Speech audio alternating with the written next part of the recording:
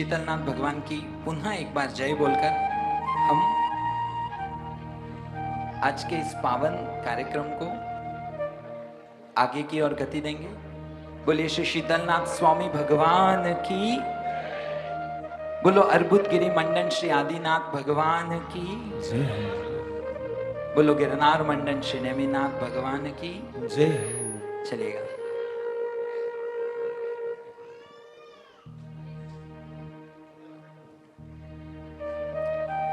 छोटी सी विनंती करनी है। शुरुआत करूं उससे पहले जो भी अपना समय मिलेगा 1.5-2 घंटा, एकदम शांति की आपसे अपेक्षा है, एकदम शांति की, जिससे अपन सीधा अपनी गाड़ी चूंकि देरी से चल रही है तो सीधा अपन तीर्थ की ही बात करें। जो मूल आज बात है अर्बुदगिरी यानी आबूजी महातीर्थ की, वही बात करें।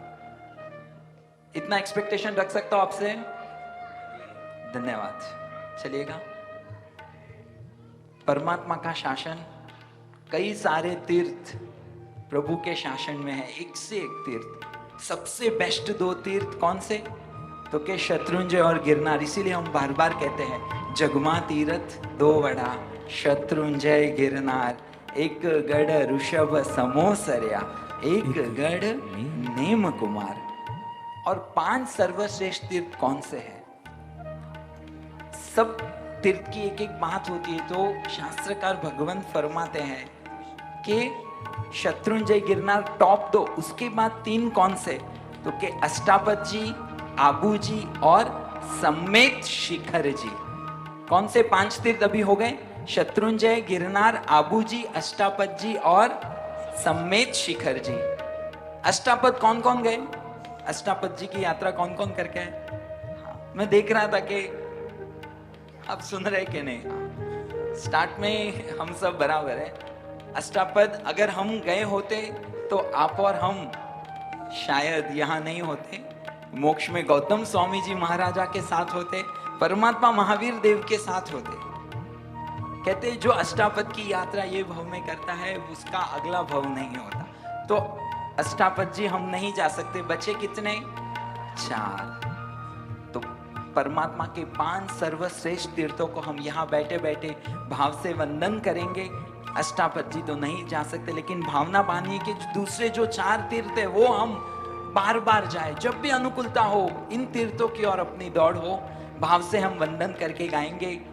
आबू अष्टापद गिरनार, सम्मित शिखर शत्रुंजय सार, 5 तीर्थ उत्तम ठाम, सिद्ध गया तेने करू प्रणाम। इन 5 तीर्थों में जो जो महात्मा सिद्ध गए हैं उन सभी को, इन सभी तीर्थों को मैं भाव से वंदन करता हूं। चलेगा विलेश भाई के साथ में, स्क्रीन पे अपने को दिखेगा, हाँ ये देखकर अपने को साथ में गाना है।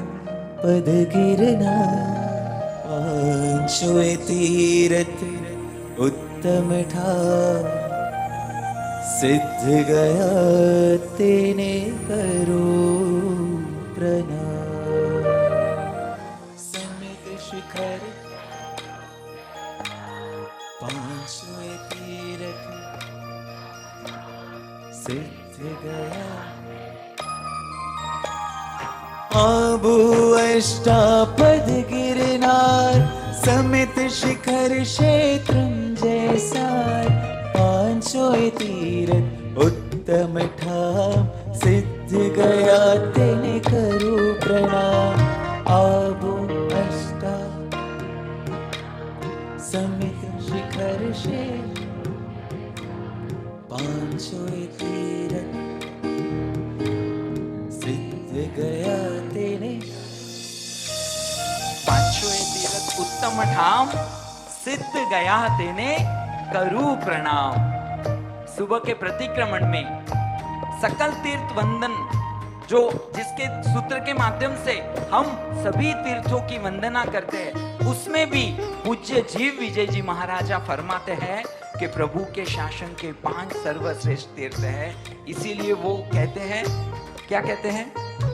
सम्मित शिखर वंदूज नवीश, अष्टापद विमला चलने, आबू ऊपर पुनः सम्मित शिखर अष्टापद विमला चलने आबू ऊपर। आबू कौन सा पता है? कहाँ है आबू जी? हाँ जी, राजस्थान में आया, धन्यवाद। और थोड़ा डिटेलिंग। हाँ, देलवाड़ा गांव। हाँ, और डिटेल। हाँ, माउंट आबू।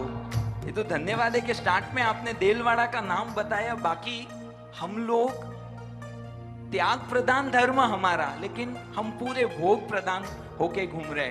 हमारे लिए आबू देलवाड़ा नहीं होता, हम क्या बोलते हैं? माउंट आबू। अपने को आबू देलवाड़ा याद नहीं आता, अपने को याद आता है नक्की लेक, अपने को याद आता है सनसेट पॉइंट, और जो भी वहां की घूमने की चीजें वो ही याद आती है। क्योंकि अब तक हम आबू जी तो कई बार गए, लेकिन क्या बन के गए? टूरिस्ट बन के गए।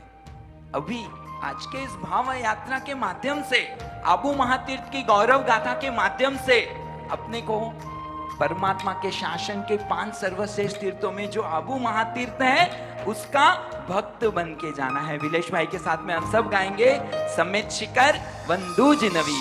पद वंदू चौबीस विमला चलनी गढ़ गिरनार आबू ऊपर जिनवर जुहार। सभी समित शिखर वन अष्टापद वंदू विमला चलने आबू ऊपर जिनवर जुहार। समित शिखर वंदू जिनवीश अष्टापद वंदू चौबीस। समित शिखर वंदू जिनवीश अष्टापद वंदू चौबीस। विमला चलनी गढ़ गिरनार आबू ऊपर जिनवर जुहार।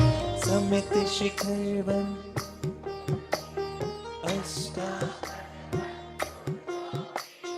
विमला चलने आबू ऊपर आबू ऊपर जिनवर जुहार। जुहार यानी क्या? हाँ, जुहार यानी प्रणाम करना। अजय अपने मारवाड़ी भाषा में कहो तो के मुजरो करनो। मारवाड़ में कहते हैं जुआरूसा। जुआरूसा यानी क्या? मैं आपको प्रणाम करता हूँ, वंदन करता हूँ। और ये स्तुति के माध्यम से हमको 5 तीर्थों में जितने भी परमात्मा विराजमान है उन सभी परमात्मा को हम प्रणाम करते हैं। अंत में इसीलिए कहते हैं आबू ऊपर जिनवर जुहार। तो आज बात करनी है आबू महातीर्थ की। क्यों आबू विशिष्ट है? क्यों आबू जी विशिष्ट? तो कई सारी बातें पूर्वाचार्यों ने बताई है कि आबू की ये खासियत, आबू ऐसा, आबू जी ऐसा। और हम काफी समय से हम उस बात को भूल ही गए कि हमारा आबू जी भी एक अद्भुत अद्भुत तीर्थ है। परमात्मा ऋषभदेव प्रथम तीर्थंकर, उन्होंने अर्बुदगिरी की महिमा बताई और उनकी महिमा की बात को सुनकर उनके सुपुत्र यानी कौन? तो के भरत चक्रवर्ती, उन्होंने यहां पर यानी जो आबू जी महातीर्थ है वहां पर प्रभु ऋषभदेव के समय में ही 4 द्वार वाला स्वर्ण का जिनालय बनाया। और कहते हैं वहां पर समय समय पर वो जिनालय और उसके आसपास के प्रांगण में उसके इतने अच्छे वाइब्रेशन से वहां की साधना के ऐसे परमाणु पवित्र थे कि वो साधकों को आकर्षित करते थे। और ये बात ऋषभदेव प्रभु ने अपने ज्ञान में देख ली थी। और कहते हैं समय समय पर वहां पर 10 करोड़, कितने? 10 करोड़ मुनि भगवंतों ने यहां पर साधना की। इसके लिए ये तीर्थ का नाम हुआ अर्बुदगिरी। बड़े बड़े नाम को छोटा भी करते हैं। यहाँ पे कोई नाथालाल जी है? कोई नाथालाल जी तो नहीं है? नहीं है ना? हाँ, तो नाथालाल जी को हम नाथियो बोल देते हैं, मतलब शॉर्ट फॉर्म। तो वही शॉर्ट फॉर्म हमने अर्बुदगिरी का कर दिया आबू। और फिर ब्रिटिशर्स आए और उन्होंने दे दिया माउंट आबू, और हम मूल नाम भूल गए। पुण्यशालियों 10 करोड़ मुनि भगवंतों ने यहाँ पर साधना की। और 10 करोड़ को संस्कृत में कहते हैं अर्बुद। और एक और बात, शास्त्रकार भगवान तो ये भी फरमाते हैं कि यहां पर की हुई आराधना साधना, अर्बुदगिरी आबूजी महातीर्थ में की हुई आराधना साधना 10 करोड़ गुना फल, कितना? 10 करोड़ गुना फल देने वाली होने से भी शास्त्रकार भगवंतों ने ये महातीर्थ का नाम दिया अर्बुदाचल। अर्बुदगिरी, अर्बुदाचल, ये सारे एक ही तीर्थ के नाम है और उसी को अभी हम वर्तमान में कहते हैं आबूजी महातीर्थ। तो ऐसे महातीर्थ को हम भाव से वंदन करेंगे। समित शिखर बंधु जिनवीश, अष्टापद बंधु 24, विमलाचल ने आब ऊपर जिनवर जुहार। अभी बात की कौन से भगवान की हमने? हाँ जी, ऋषभदेव भगवान। कितने वे तीर्थंकर? प्रथम जिनेश्वर, प्रथम राजेश्वर। और फिर समय बीतता गया और अभी किनका शासन चल रहा है? वर्तमान में परमात्मा महावीर देव का। तो परमात्मा महावीर देव भी अपनी साधना काल के दौरान अर्बुदगिरी पधारे थे, ऐसा वहां पर उल्लेख आज भी मिलता है कि प्रभु वीर अपनी साधना के दौरान ये भूमि में पधारे थे। बाई रोड कौन कौन गए हैं? बाई रोड गुजरात से एंट्री करते हैं तो शायद आपने ध्यान दिया होगा, वीर भूमि में आपका स्वागत है, बराबर? तो उसका मतलब क्या हुआ? सरकार ने सोचा होगा कि ये राजस्थान यानी वीरों की भूमि, अपनू मारवाड़, तो के वीरों की भूमि बटे हर नगर में, हर गांव में वीर रहे। और अपने को ऐसा सोचना है कि यस वो तो है, उसके साथ साथ ये भी है कि ये मेरे परमात्मा महावीर के आगमन की भूमि है और इसीलिए इसका नाम हो गया वीर भूमि। वीर भूमि राजस्थान में आपका स्वागत है। और आज आप आबू तीर्थ है, उसके आसपास आप अगर 50-100 किलोमीटर में आप यात्रा करने जाओगे तो प्राय लगभग कई सारे गांवों में, कई सारे तीर्थों में मूल नायक कौन होंगे? परमात्मा महावीर। नाना, दियाना, नांदिया, अजारी आदि कई सारे तीर्थों में ज्यादातर वहां पे आपको परमात्मा महावीर की प्रतिमा जी के दर्शन होंगे। ये इस बात का सूचक है कि हाँ, यहाँ पर परमात्मा महावीर भी पधारे थे। प्रभु वीर ने अपनी साधना के द्वारा इस महातीर्थ को और ज्यादा पवित्र किया है। चलो हम सब भाव से परमात्मा महावीर को वंदन करेंगे और ऐसे महातीर्थ को भी वंदन करेंगे। ये महातीर्थ, तीर्थ की व्याख्या क्या? तो के तारे ते तीर्थ। इसीलिए आज हम सब बाल जीव, हमारे में कुछ लोगों की इतना सत्व होगा, ये तपस्वी है कि वो बड़ी बड़ी तपस्या कर सकते हैं, लेकिन 90% ये सत्व हम में, मुझ में नहीं है कि बड़ी बड़ी तपस्या करके। तो ज्ञानी भगवान ने बहुत करुणा की कि बेटा चिंता क्यों करता है, तुझसे तप नहीं होता, कोई बात नहीं, तू तीर्थ की शरण स्वीकार ले, तू तीर्थ के शरण में जा, ये तीर्थ हमको तारेंगे।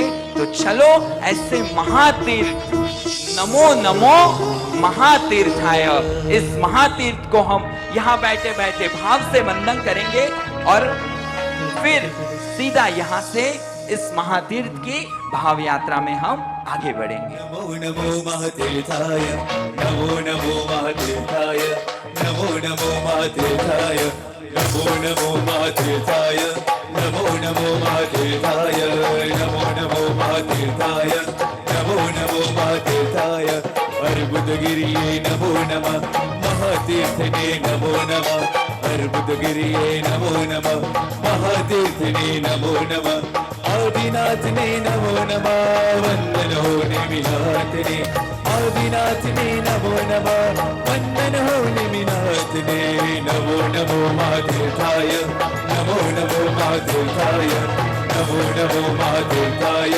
नमो नमो महातीर्थाय,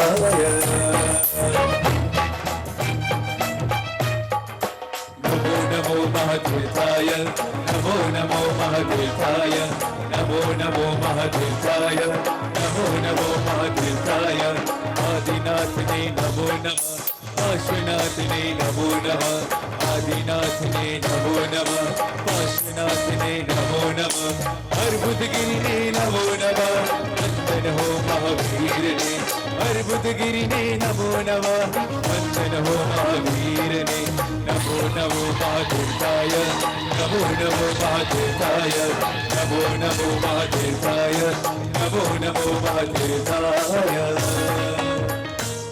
नमो नमो महातीर्थाय। यहाँ बैठे बैठे इस महातीर्थ को हम वंदन करेंगे। ताली भी बजानी है साथ साथ में हृदय से, नाभि के नाद से हमें गाना है नमो नमः महातीर्थाय, नमो नमो महातीर्थाय। सभी साथ में नमो महातीर्थाय नमो नमो महातीर्थाय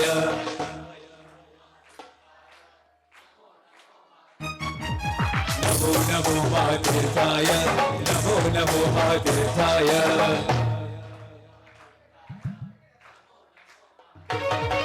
नमो नमो महातीर्थाय नमो नमो महातीर्थाय नमो नमो महातीर्थाय नमो नमो महातीर्थाय अर्बुदगिरिये नमो नमः महातीर्थने नमो नमः अर्बुदगिरिये नमो नमः महातीर्थने नमो नमः आबुगिरिने नमो नमः वंदन हो निमिनाथने आबुगिरिने नमो नमः वंदन हो निमिनाथने नमो नमो नमो नमो हरि नमो नमो महातीर्थाय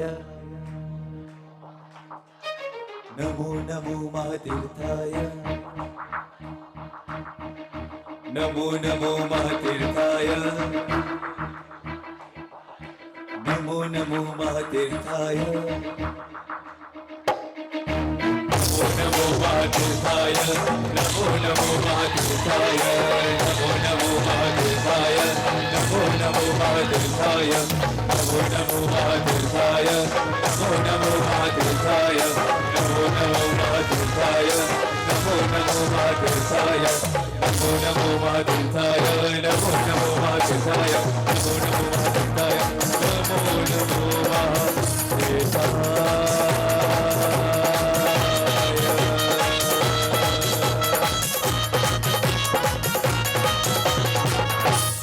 ऐसा था पुण्यशालियों, आज से 50 साल पहले, 60 साल पहले अगर कोई शत्रुंजय की यात्रा करके आते थे ना, तो उनके गांव में जो भी आते थे तो वो उतने गांव में लड्डू की प्रभावना करते थे कि मैं शत्रुंजय जाके आया, मैं गिरनार जाके आया।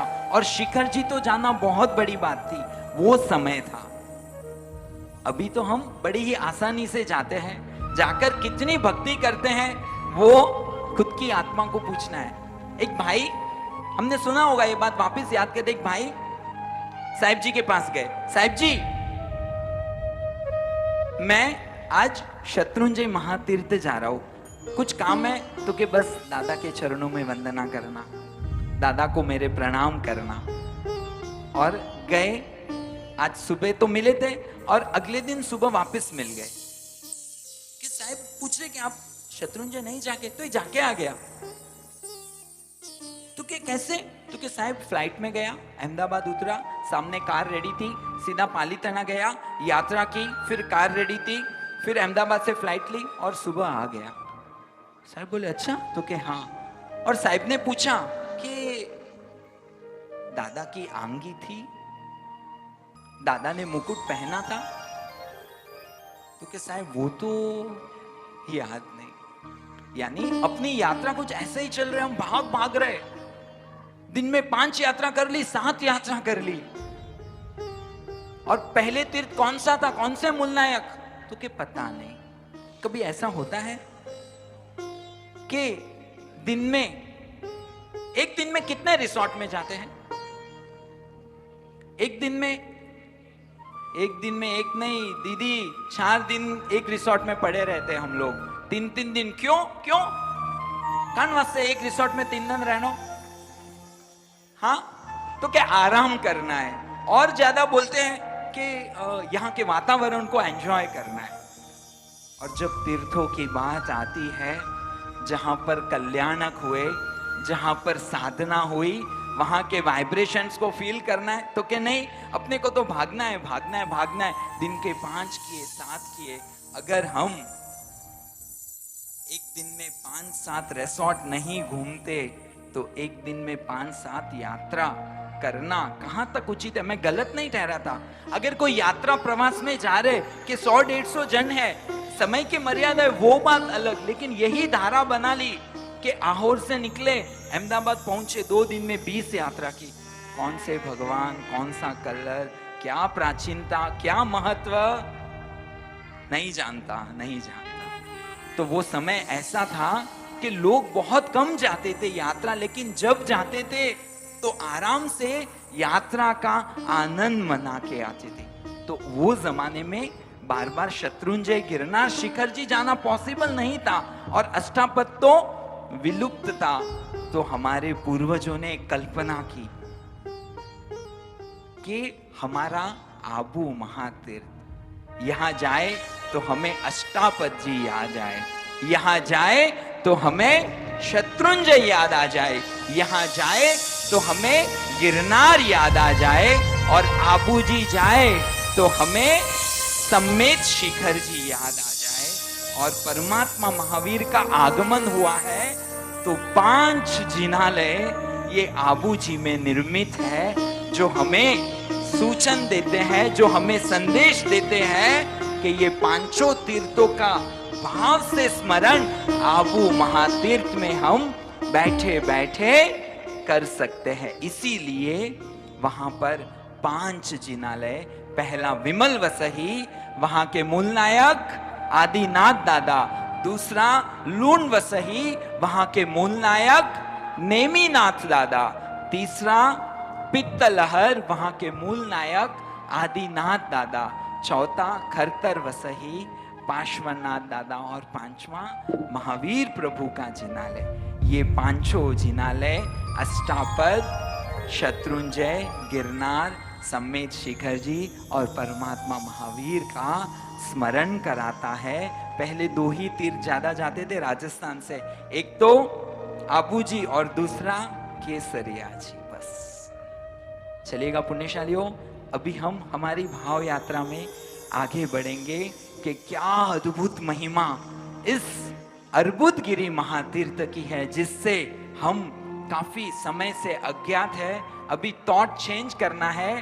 अर्बुदगिरी आबू जी जाएंगे, लेकिन टूरिस्ट बनकर नहीं, दिनेश मामा, टूरिस्ट बनकर नहीं, आपको बोला है सबके लिए। हम जाएंगे अभी भक्त बनकर।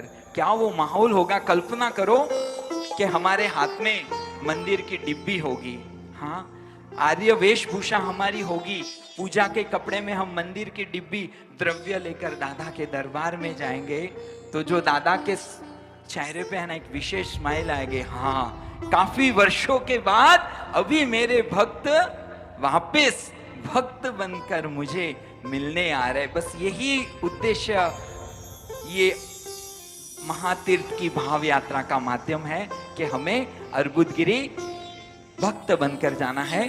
तो चलो, यहाँ पे लिखा हुआ है श्री जैन श्वेतांबर मंदिर, देलवाड़ा, आबू पर्वत, व्यवस्थापक शेठ श्री कल्याण जी परमानंद जी पेढ़ी, सिरोही। चलो, ये जिनालय का मुख्य दरवाजा है। यहाँ से हम निस्सिही निस्सिही निस्सिही कहकर जिनालय में प्रवेश करेंगे। आवजो मन मंदिरिये, आवजो मन मंदिरिये, आवजो मन मंदिरिये, आवजो मन मंदिरिये, आवजो मन मंदिरिये, आवजो मन मंदिरिये, आवजो मन मंदिरिये, आवजो मन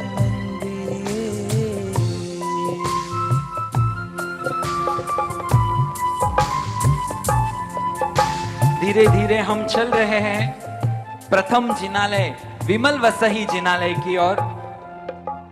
हाँ, ये सर्वप्रथम जिनालय अर्बुदगिरी का, ये जिनालय का नाम है विमल वसही, इसके निर्माता दंडनायक विमल, जो गुजरात के दंडनायक थे। दंडनायक यानी सर्व सेनाध्यक्ष, सेनापति नहीं। थल सेना, अश्व सेना, गज सेना, जितने भी सेना होती थी उन सभी के सेनापति के ऊपर का भी लीडर, उसको कहते थे दंडनायक। ये जिनालय निर्माण कैसे हुआ, किस प्रकार से उन पुण्यात्मन ने ये जिनालय का निर्माण किया, उसका इतिहास हम संक्षिप्त में जानेंगे। लगभग 1000 वर्ष पहले की बात, अंबिका देवी आकाश में विचरण कर रहे थे और अचानक उन्होंने धरती पे ध्यान दिया और देखा कि एक स्वरूपवान, जिसका ललाट चमक रही थी, जिसका पुण्य का सूर्योदय होने वाला था, ऐसा एक स्वरूपवान नवयुवक जंगल में आराम से बैठा हुआ है, पेड़ के नीचे आराम कर रहा है। पास में गाय आदि पड़ी है, उनको चरा रहा है। और वहां पे अंबिका देवी ने देखा कि ये पुण्यात्मन के हाथों से प्रभु के शासन के उत्कृष्ट कार्य होने वाले हैं, तो चलो क्यों ना परीक्षा तो ले लूं कि इसमें वो सत्व है कि नहीं, इसमें वो शुद्धि है कि नहीं, इसमें वो पवित्रता है कि नहीं। और अंबिका देवी रूप बदलकर नव यौवना के रूप में सामने आती है और सीधा विमल शाह के सामने आती है और एकदम उनको मोहित नजरों से देखती है। विमल शाह देखते हैं कि कौन है, उनको लगता है कुछ तो गड़बड़ है। वो बोलते हैं कि आप कौन हो, तो के नाम से क्या लेना देना, मैं तो तेरे रूप में पागल हो गई हूँ, चलो हम दोनों प्रेमालाप करते हैं। और ये बात सुनकर विमल शाह पीछे हट जाते और कहते आप दूर हट जाओ, मैं एकदम पवित्र पुरुष हूँ, आप मुझसे किसी भी प्रकार की ऐसी कल्पना मत करना। तो वो नवयौवना बनी अंबिका देवी और परीक्षा लेती है। कहते यहाँ तो एकांत है, जंगल है, हमें कौन देखने वाला है। टस से मस नहीं होते, तो कहते हैं जितने भी उनके पास होते हैं, जैसे कैसे भी करके इनको भ्रमित करना, इनको फिसलाना, वो सारे कार्य वहां पे करने का प्रयास करते हैं। लेकिन ये सत्वशाली, शौर्यशाली, सुविशुद्ध ब्रह्मचारी विमल शाह आंख के पलकारे में भी उनके राग नहीं जगता। वो तो एक ही कहते हैं कि मुझ में तो आपके, मुझ में तो आप, मिच्छा में तो आप में तो मुझ में, आपको तो मुझ में एक माँ के दर्शन हो रहे, एक बहन के दर्शन। और वहां पर अंबिका देवी प्रसन्न होते हैं और अपने मूल स्वरूप में प्रकट होते हैं कि विमल शाह धन्यवाद है, मैं तेरे सत्व को प्रणाम करती हूँ कि इतना एकांत होने पर भी तुम एकदम पवित्र रहे, बोल क्या चाहिए, क्या मांगते हो। तो वो एकदम खुश हो गए कि अंबिका देवी आपने मुझे दर्शन दिए, पर मुझे तो कुछ भी नहीं चाहिए। और वो समय ऐसा था कि उनके पास कुछ भी नहीं था, एकदम साधारण अवस्था, बस खाते पीते सुखी, कुछ ज्यादा नहीं था, लेकिन फिर भी निस्पृहता इतनी कि मुझे कुछ भी नहीं चाहिए। तो अंबिका देवी कहती हैं कि देव दर्शन दुर्लभ नहीं होते, मैं तुम्हें एक वरदान देती हूँ कि जब भी तुम मुझे याद करोगे मैं हाजिर हो जाऊंगी। और साथ में बहुत सारे सोने आदि के जवेरात उनको देते हैं और वो सीधा घर पे आते हैं। समय बीतता जाता है और एक बार पाटन नगर में सैनिकों की भर्ती, जैसे आर्मी के कैंप चलते हैं ना, वैसे सैनिकों की भर्ती चल रही थी। राजा का एक ही उद्देश्य था कि मुझे मेरी सेना को बढ़ानी है। और वहां पे सब अलग अलग कर्तव्य कर रहे थे। वहां के जो भी लोग थे उनका उद्देश्य क्या था, उनको क्या बनना था, सैनिक बनना था, राजा की सेना में शामिल होना था। और वहां पर विमल शाह आते हैं। दिखने से ही पता चल गया कि विमल शाह तो एकदम जैन श्रावक। और वहां पे अपने कहने वाणिया कुछ लोग एकदम अपने कम में बात करें, हाँ वाणिया हमें कोई है। और वहां पे उनके एक मंत्री थे दामोदर मेहता, और उन्होंने कहा, राजा को छेड़ा, वहां के जो राजा थे भीमसेन, उनको छेड़ा कि भाई मिच्छा में दुकड़ा महाराज, ये कौन है, इसकी भी परीक्षा तो ले लो। उस उद्देश्य एक ही था कि अपने को नीचा दिखाना, क्योंकि उनके हिसाब से एक ही था कि हम लोग तो सिर्फ वजन करने वाले हैं, हाथों में अपने शक्ति नहीं होती। और उनको बुलाया कि कौन है भाई, तेरा नाम क्या है? तो कि मेरा नाम विमल है। तो कि कुछ कर्तव्य वर्तव्य दिखाओ ना, या सिर्फ हाथों से तराजू से तोलोगे? ये छोटा छोटा तमाशा क्या है? कौन राजा को ये विमल जोर से जोश में बोलते, ये छोटे छोटे तमाशे के लिए अब प्लीज आप मेरा समय मत बर्बाद करो। राजा को गुस्सा आ जाता है कि ये सब तेरे को छोटा छोटा तमाशा दिख रहा है। तो कि हाँ, तो कि कुछ विशिष्ट क्या दिखाओगे? तो कि आप कहो। तो वहां दूर एक ग्वालन बैठी है, उसके कान में बाली है, मैं एक ऐसा तीर छोड़ दूं जो उसकी ग्वालन के जो बाली है उसको छू के जाएगा, लेकिन ग्वालन को नुकसान नहीं होगा। आप कहो तो एक छोटे बच्चे को सुला दो, उसके आसपास 108 पत्ते लगा दो, और मुझे आप बोलो कि कौन से पत्ते को छेदना है, वो मैं कर दूं। और आप कहो तो यहां ऐसा तीर छोड़ू जो यहां से 10 माइल दूर आपको वो तीर मिले। बोलो ऐसा कुछ करना है? तो राजन भी तैश में आ गए कि चलो ऐसा कुछ दिखाओ। और दंड नायक ने एक एक करके तीनों परीक्षाएं पास की। पहली परीक्षा क्या? तीर छोड़ा, लेकिन ग्वालन को नुकसान नहीं होना चाहिए, उसकी बाली को टच करके जाना चाहिए। दूसरा, छोटे बच्चे को लिटाया गया, उसके आसपास 108 पत्ते, कहा कि 54वां पत्ता टच करो, तो 54वें पत्ते में तीर छोड़ा। और तीसरा, जो कि सबसे कठिन, 10 माइल यानी 18 किलोमीटर्स। आप सोचो क्या भुजाओं में बल था, हमारे पूर्वज ऐसे कच्चे नहीं थे। और ऐसा तीर छोड़ा कि उसको ढूंढने में उनको पूरा दिन लग गया।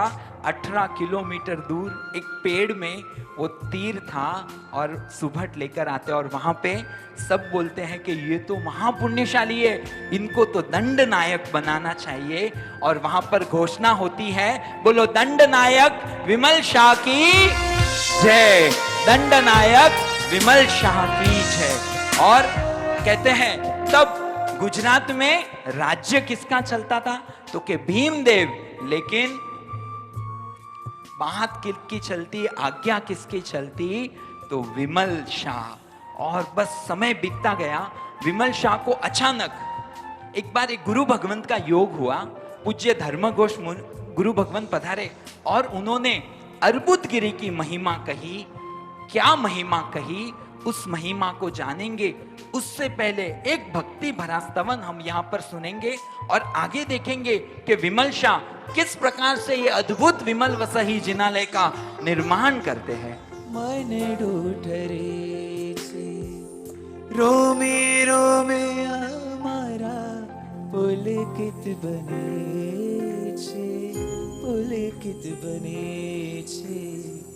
भवो भवनो मारो उतरे छे था, हो तो गावो हळवाश हो।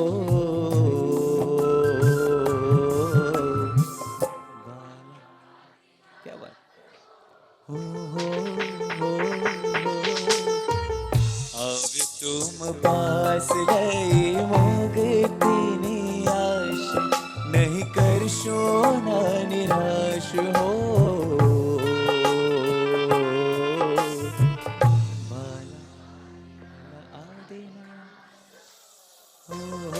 एक तरह के साथ ये बात। आव्यो तुम पास लई मुक्ति आश, नहीं करशो ना निराश हो।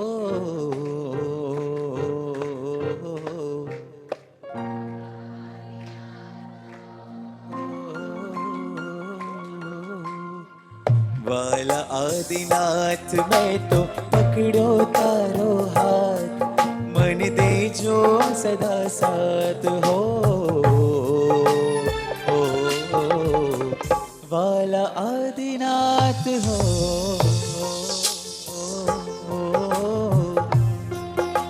एक ताली के साथ ये बात।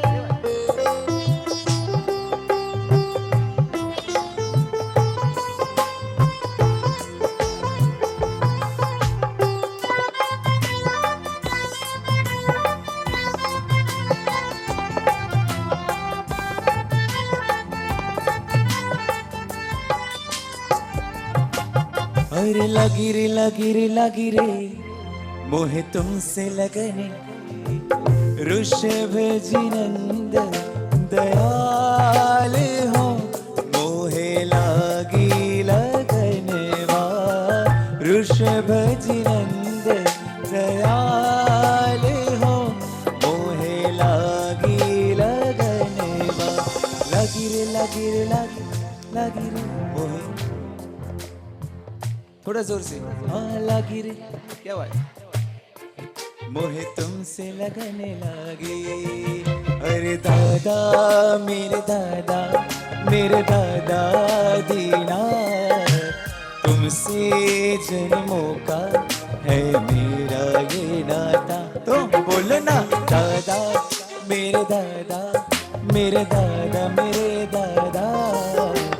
तुमसे जन्मों का है मेरा ये नाता।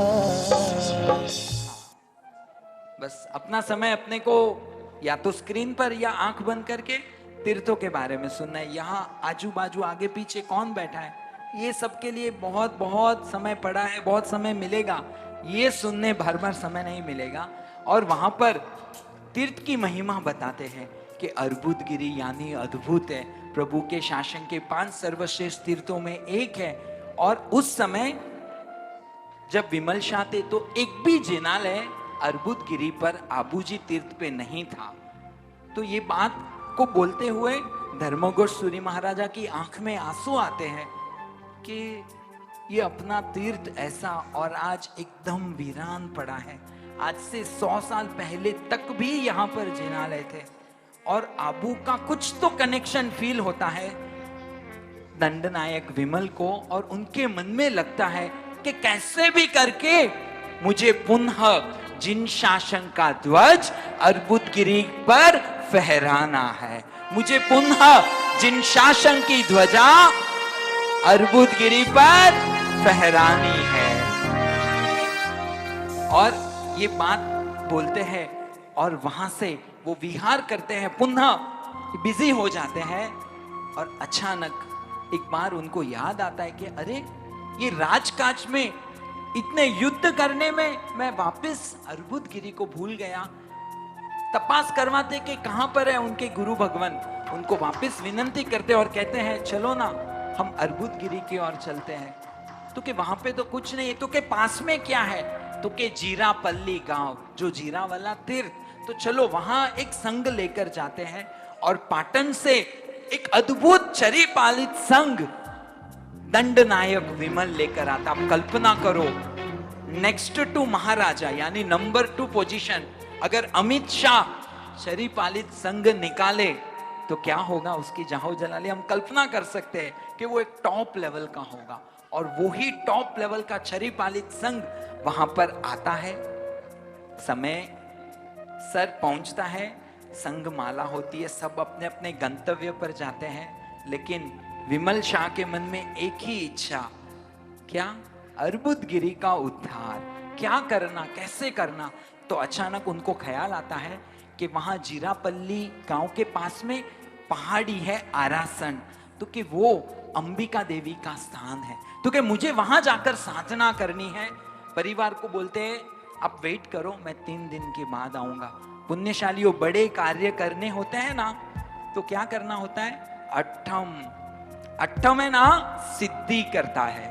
बड़े कार्य शासन के, सेल्फ के लिए नहीं बोल रहा, शासन का कुछ, मेरे जिन शासन का ये कार्य हो तो क्या करना चाहिए, अट्ठम। और यहाँ पर हम सब देख रहे हैं कि चेन्नई की धर्मधरा पर इतनी तपस्या हो, उसमें भी अपने एसपीआर में भी 14 सिद्धि तप, 28 कितनी, 23,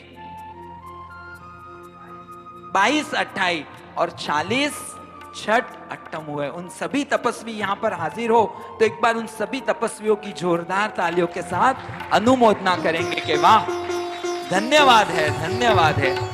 और वहां पर विमल शाह ने भी एक ही लक्ष्य, अर्बुदगिरी का उत्कर्ष, अर्बुदगिरी का अभ्युदय, अट्ठम तप किया।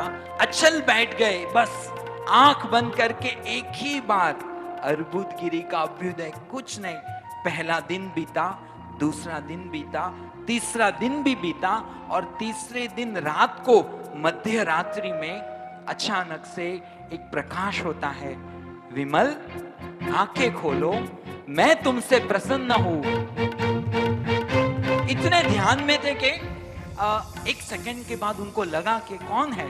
आंख खोलकर देखते हैं तो सामने अंबिका देवी खड़े थे कि बोल विमल, क्यों याद किया? तो कि मां, एक ही तमन्ना है कि अर्बुदगिरी का उत्कर्ष हो, अर्बुदगिरी का अभ्युदय हो। अंबिका देवी कहते हैं, विमल, इसके लिए मैं हमेशा तुम्हारे साथ हूं, खुद के लिए कुछ मांग। कि कुछ भी नहीं चाहिए, कुछ भी नहीं चाहिए। तो अंबिका देवी प्रसन्न होते कि पुण्यात्मन कितना निष्ठुर है। अंबिका देवी कहते हैं, मैं तुम्हें सिंहनाद का वरदान देती हूं कि तुम अगर सिंहनाद करोगे तो सारे दुश्मन भाग जाएंगे और अर्बुदगिरी के लिए हमेशा हाजिर हो। ये वादा करके अंबिका देवी वहां से अंतर्धान होते हैं। पुनः आंख बंद करके खोले, उतने में देखते हैं कि वापस एक ज्योति दिखाई देती है और सामने दूसरी देवी, उनका नाम पद्मावती देवी। कि मैं तेरी साधना से प्रसन्न हूं, बोल क्या मांगता है? मांगने में कमी नहीं होगी, मांगने में कमी हो सकती है, देने में कमी नहीं होगी। और वो तो एक ही बात क्या कहते हैं, कुछ नहीं चाहिए, अर्बुदगिरी का अभ्युदय। वो बहुत प्रसन्न होती है पद्मावती देवी कि हमेशा मैं वादा करती हूँ, हमेशा तुम्हारे साथ हूँ, लेकिन देव दर्शन दुर्लभ है, व्यर्थ नहीं जाता। मैं तुम्हारी भुजाओं में ऐसी शक्ति देती हूं कि तुम्हें कोई भी युद्ध में हरा नहीं पाएगा। ये किसने वरदान दिया? पद्मावती देवी ने। और उतने में एक और देवी पधारे। आज तो विमल शाह का पुण्योदय जोरदार पर था। और वो तीसरी देवी कौन? अरे वाह, सब पता है। हाँ, कुछ गलत बोलूं? हाँ, कुछ गलत बोलूं तो सही कर सकते हो, धन्यवाद। चक्केश्वर देवी प्रसन्न होते, बोल क्या चाहिए? कुछ नहीं, कुछ नहीं, बस अर्बुदगिरी, अर्बुदगिरी, अर्बुदगिरी, दूसरी बात ही नहीं। वो वरदान देती है कि मैं तुम्हें वरदान देती हूं कि तेरा भंडार हमेशा भरपूर रहेगा। तू जितना खर्च करेगा शासन के कार्य में, उतने तेरे भंडार में वृद्धि होगी।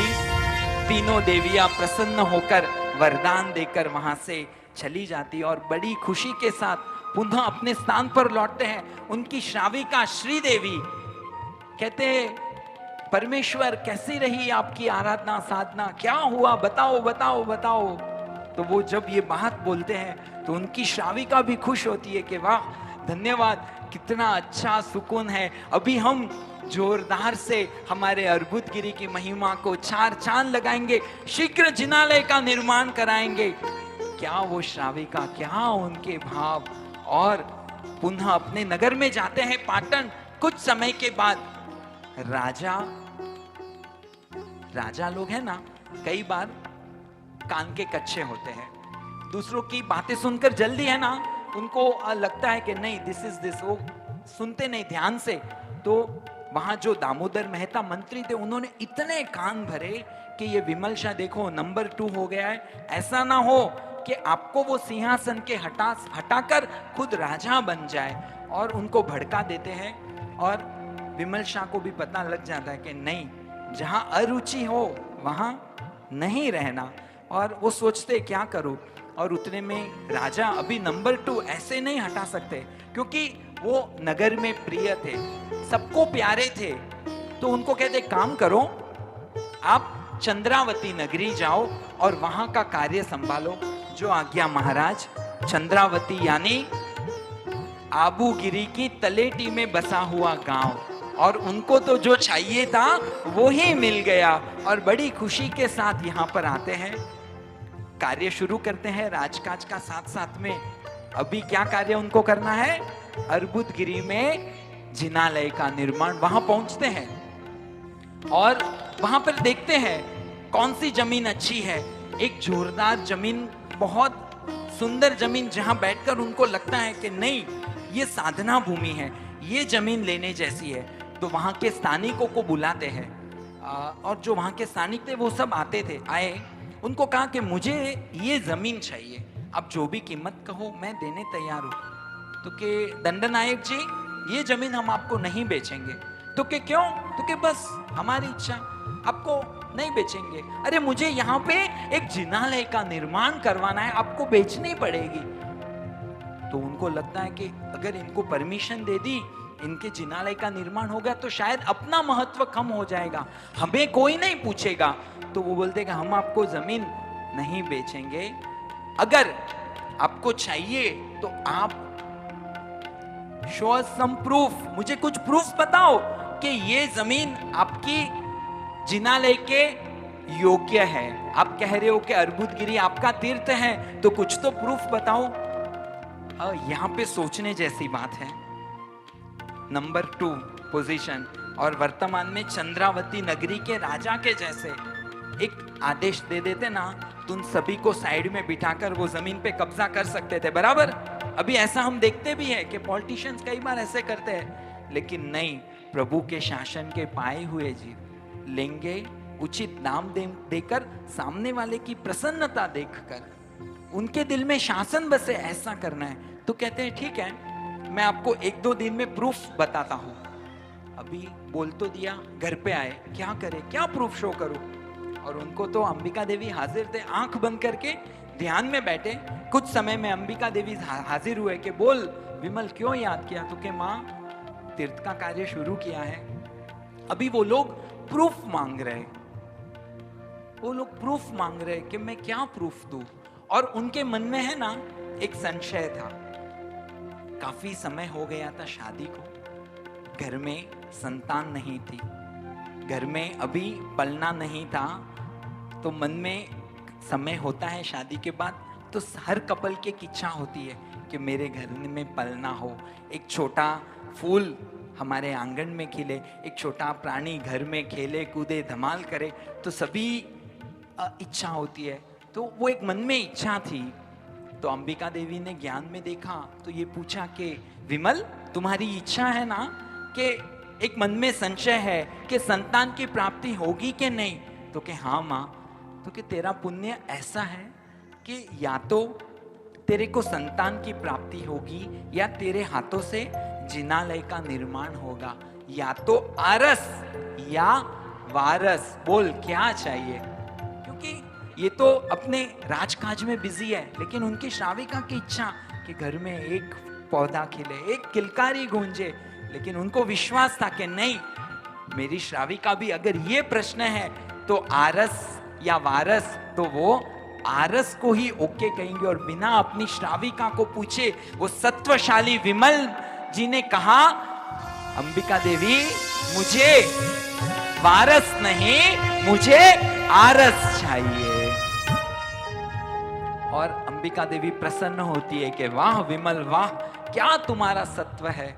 और वो कहती है, जोरदार तेरे हाथों से एक जिनालय का निर्माण होगा, एक नहीं कई कई जिनालय तुम्हारे हाथों से निर्माण होंगे। कल एक काम करना, उन सभी लोगों को इकट्ठा करना, और एक चंपा का वृक्ष होगा, वहां पर एक स्वस्तिक दिखेगा तुमको, वहां पे थोड़ी खुदाई करना, और खुदाई के दौरान उन लोगों को जो प्रूफ चाहिए वो प्रूफ वहां पे मिल जाएगा। बड़ी खुशी के साथ वो वहां से सुबह उन सभी को बुलाते हैं कि चलो भाई पधारो, आपको प्रूफ चाहिए, अभी मैं आपको प्रूफ देने के लिए तैयार हूं। देखते हैं झाड़ियों में, गुफाओं में एक चंपा का वृक्ष नजर आता है, और वहां पर देखते हैं कि एक स्वस्तिक था, और वो स्वस्तिक के वहां पर खुदाई करते हैं, और खुदाई करने के बाद एक बड़े विशाल काय श्याम वर्णी आदिनाथ दादा प्रकट होते हैं। बोलो बोलो श्री आदिनाथ भगवान की।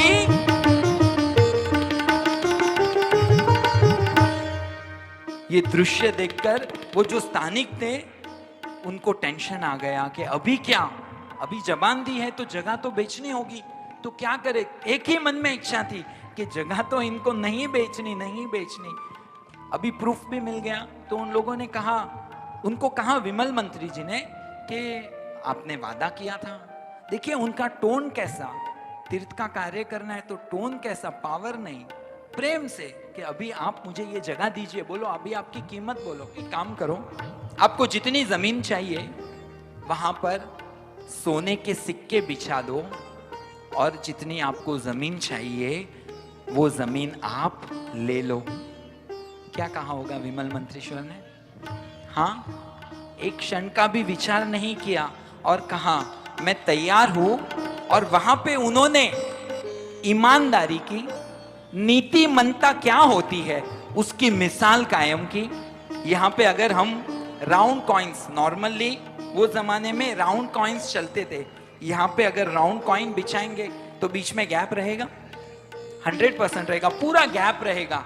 तो क्या आपने बोला है जमीन बिछा के लिए, तो बीच की जो जगह है वो फ्री में आ रही है, मुझे फ्री में नहीं चाहिए। जो वो जमाने में सोने के सिक्के का जो गेज था, वही गेज में वहां पर कहते भट्टी लगवाते हैं, और जितनी जमीन चाहिए उतने स्क्वायर गोल्ड कॉइन्स वहां पे रखते हैं। और दंडनायक विमल अर्बुदगिरी के उद्धार के लिए ये जमीन खरीदी करते हैं। उन पुण्यात्मन को जोरदार तालियों के साथ अनुमोदना करेंगे। सावरे सोनाना तारा मंदिरिया बंधावो, सावरे सोनाना तारा मंदिरिया बंधावो, सावरे सोनाना तारा मंदिरिया बंधावो, सावरे सोनाना तारा मंदिरिया बंधावो, सावरे सोनाना तारा मंदिरिया बंधावो, सावरे सोनाना तारा मंदिरिया बंधावो। जमीन की खरीदी हो गई, फिर क्या होता है? फिर क्या करना होता है? जिनालय का निर्माण शुरू करना। और सबसे पहले क्या चाहिए? आर्किटेक्ट चाहिए, और उसको क्या बोलते हैं? तो के शिल्पी। तो कहते उस जमाने में जो प्रसिद्ध जितने भी भारत भर के शिल्पी थे, उन सभी को बुलाया गया कि मुझे एक अद्भुत जिनालय का निर्माण यहां पर करना है। सभी शिल्पी इकट्ठा हुए और सबने तय किया कि हम सब मिलकर ये कार्य करेंगे। अपने में से एक लीडर हो, तो एक सबसे बात हुई, और एक युवान जिसका नाम शिल्पदेव, जैसा नाम वैसा उसका गुण, उसको अपना लीडर नियुक्त किया। और शिल्पदेव ने सारी तैयारी बताई कि ऐसे ऐसे अपने को डिजाइन करनी है, ये करना है, ऐसी कारीगरी चाहिए। और अच्छे से उन्होंने, विमल शाह ने देखा, उनको पसंद भी आया, और तीर्थ का कार्य निर्माण शुरू हुआ। और ध्यान दिया गया, एक्चुअली जहाँ पे वो जो मंदिर बना है ना, वो थोड़ा अर्थक्वेक प्रोन जगह है। अगर आप आबूजी गए हो तो विमल वसई जिनालय बड़ा हाइट नहीं है, हाइट कम। क्यों? तो कि भविष्य में अर्थक्वेक आके ये तीर्थ का नुकसान ना हो, तो छोटा सा जिनालय वहां पे निर्माण किया गया। और शुभ घड़ी, शुभ मुहूर्त में कार्य शुरू हुआ। फाउंडेशन रेडी हो गया, और फाउंडेशन के ऊपर जितना भी निर्माण होता, रात को वो निर्माण गिर जाता। एक दिन देखा, 2 दिन देखा, 5-7 दिन गए, रोज जितना निर्माण होता वो निर्माण गिर जाता। अभी विमल शाह को लगा कि कुछ तो गड़बड़ है, समथिंग इज रॉन्ग। तलवार लेकर अकेले चले गए कि आज तो मुझे पता करना है कि है कौन जो ये जिनालय का निर्माण बार बार तोड़ रहा है। अकेले क्या शूरवीरता होगी। हाँ, एकदम आंखों में तेज लेकर, खुली तलवार लेकर वहां पे रात को घूम रहे कि कौन है, सामने आओ, जो बार बार ये यहाँ पे तकलीफ दे रहा है। और कहते हैं वहां का वो भूमि का क्षेत्रपाल वाली नहा, जिसका नाम, वो प्रकट होता है कि मैं हूं, ये मेरी जगह है, तुमने किसको पूछकर यहाँ पे निर्माण किया? तो कि किसको पूछना, मैंने तो बकायदा भूमि पूजन भी किया, मैंने ये सोने की ईंटें रखकर ये जमीन खरीदी है, अभी तो मैं यहाँ पे करूंगा, तो कि मैं निर्माण कार्य पूर्ण नहीं होने दूंगा, तो क्या आपको क्या चाहिए? तो वो जोर जोर से अट्टहास करते हैं। और वहां पे विमल शाह कहते कि समझ गया, मैं आपको नैवेद्य, फल, उत्तम प्रकार के नैवेद्य और फल आपको अर्पण करूंगा, आप उससे प्रसन्न होइए और कार्य को आगे बढ़ने दीजिए। और वो वालिना और जोर जोर से अट्टहास लगाता है। कहते हैं अगर हमारे जैसे वो अट्टहास सुन लेना तो शायद अपना तो हार्ट अटैक आ जाए। इतने अट्टहास से वहां की गुफाएं गिरी कंदराएं भी कांपने लगी। लेकिन विमल शाह तो एकदम शेर के जैसे वहां पे खड़े थे कि क्यों अट्टहास करते हो, बोलो क्या चाहिए। तो कि ये फ्रूट, ये नैवेद्य, ये सब तुम रखो, मुझे तो पशुओं की बलि देनी होगी, तभी मैं जाकर प्रसन्न होऊंगा और तभी तुमको ये निर्माण कार्य करने दूंगा। प्रभु के शासन को पाए हुए विमल शाह ने स्पष्ट शब्दों में मना बोला कि ये कदापि नहीं हो सकता, तुम कैसे देव हो, खुद को देव बोलते हो और पंचेंद्रिय जीव की बलि चाहते हो, ये नहीं हो सकता।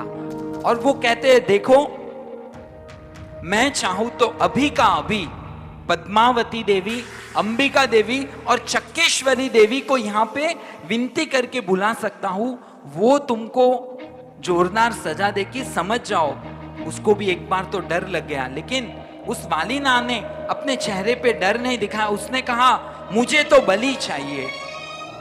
विमल शाह ने कहा मैं बलि तो नहीं दे सकता, लेकिन तुम इससे खुश होगे तो एक काम करो, मेरी और मेरी श्राविका हम दोनों 32 लक्षण युक्त हैं, आप हम दोनों की बलि स्वीकारो, लेकिन आपसे विनंती है कि ये जिनालय के निर्माण का कार्य प्लीज प्लीज आप मत रोको। और ये बात सुनकर वो मिथ्यात्वी देव की आंख में भी आंसू आए कि मैंने वीर तो कई देखे, आज वास्तव में मेरे जीवन में एक नरवीर, एक शूरवीर के दर्शन हुए हैं। मैं तुमसे प्रसन्न हूं और तुम जो भी फल नैवेद्य आदि अर्पण करोगे उससे मैं तृप्त होऊंगा।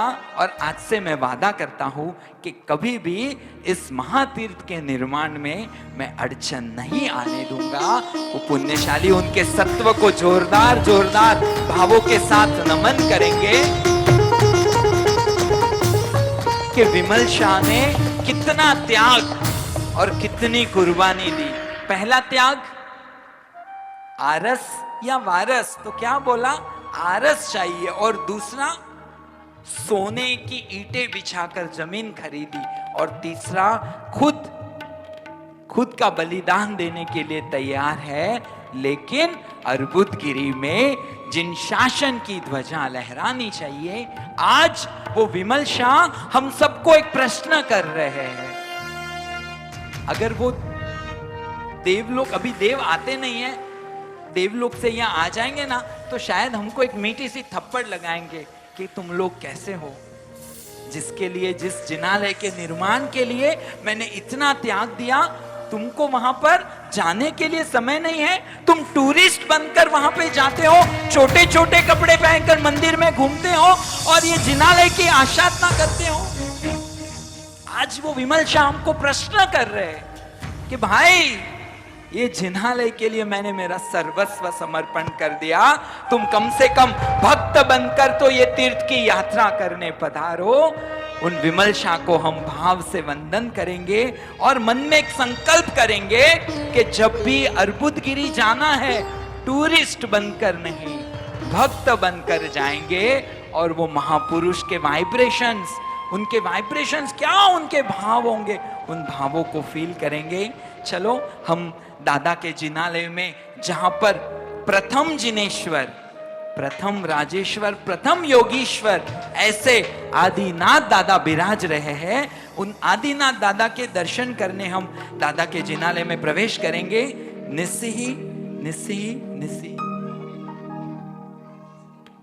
हे जिनेश्वर, हे परमेश्वर, हे वालेश्वर, हे दिन बंधु, हे जीव बंधु, हे जग बंधु, तारण हारा, पालन हारा, रक्षण हारा मारा, प्रीतम प्यारा, वालम वाला, मोहन गारा मारा।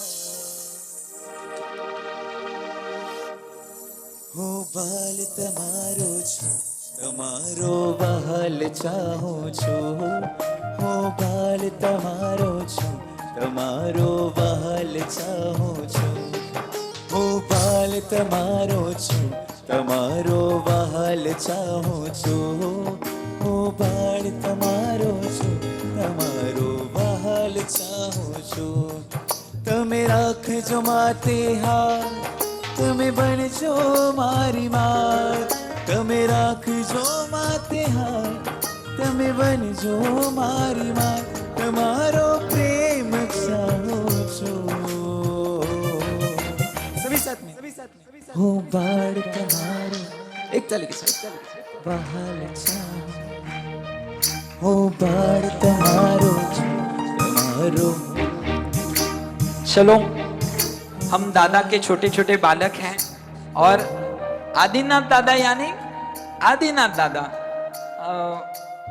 सर्वप्रथम जिसने भी ये दादा शब्द लगाया होगा ना, वो 101% आदिनाथ दादा उनके ही आगे लगाएगा. और आदिनाथ दादा के दर्शन करो तो वास्तव में ऐसा लगता है कि ये मेरे दादाजी है.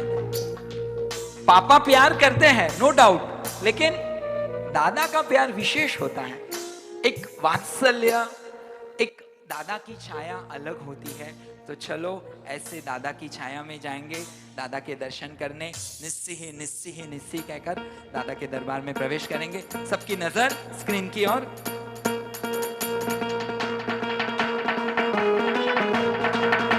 ताली बजाकर दादा के दर्शन करते हुए जय हो.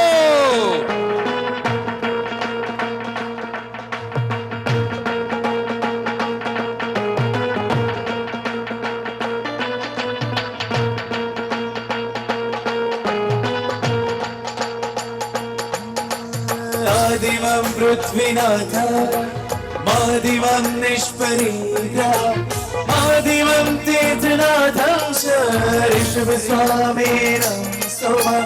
आदिवं पृथ्वीनाथ मादिवं निष्परीया मादिवं तीर्थनाथं च ऋषभस्वामिनं सोमा.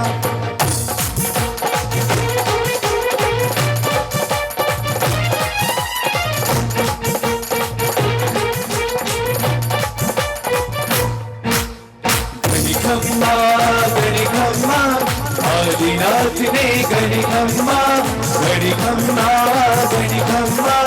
आदिनाथ ने गणिकम्मा नाम प्रभु गावुआर. आदि जिनेश्वर साई गणिकम्मा नाम प्रभु गावुआर. आदि जिनेश्वर साई आदि जिनेश्वर साई गणिकम्मा गणिकम्मा.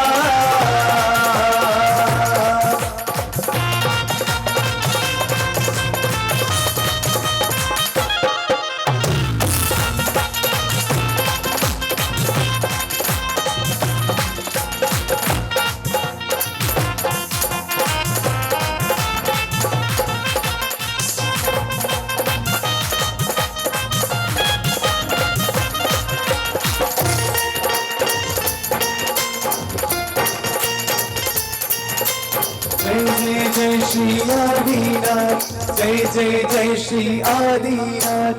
मारा प्यारा सोना वाला मारा है सोना है.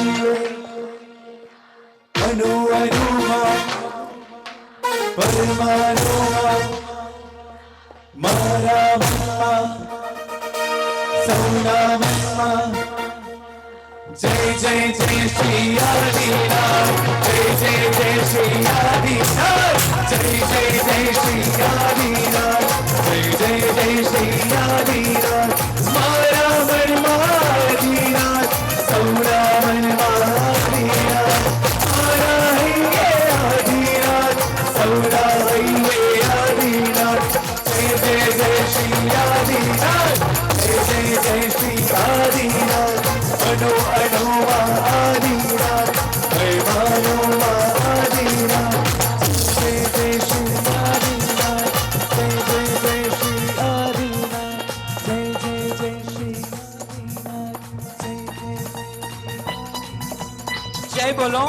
अर्बुदगिरी मंडन श्री आदिनाथ भगवान की।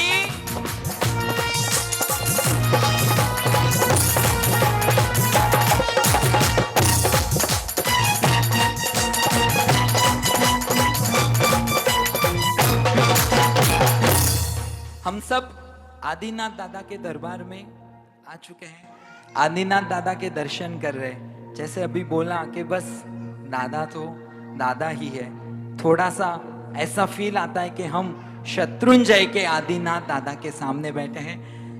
दादा से खूब सारी बातें करनी है, उसके लिए क्या करना होगा? वहां पर जाना होगा, रहना होगा। तो दादा हमसे क्या बातें करते हैं वो हम जान सकते हैं। तो चलो अभी हम ऐसे अर्बुदगिरी के मूल नायक आदिनाथ दादा का पक्षाल भी करेंगे और अभिषेक भी करेंगे, और उसके पश्चात हमारी भाव यात्रा हम आगे जारी रखेंगे।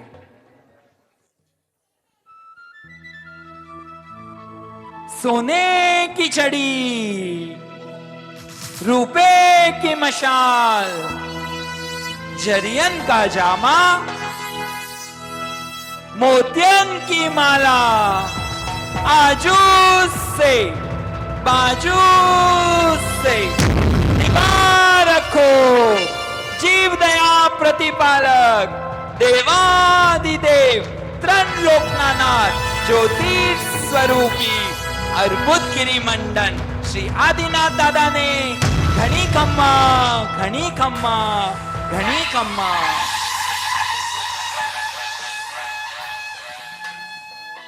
सरी गरी गरी गरी गरी ग म ग, सरी गरी गरी गरी गरी सरी सा, सरी गरी गरी गरी गरी ग म ग, सरी गरी गरी गरी गरी सरी सा।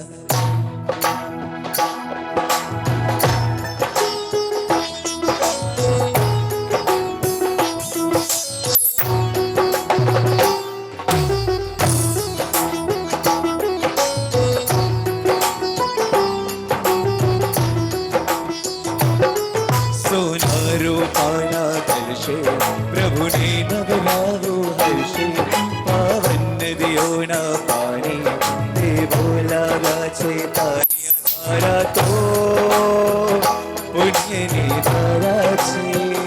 प्रभु जी तो हमारा छे, आधारा तो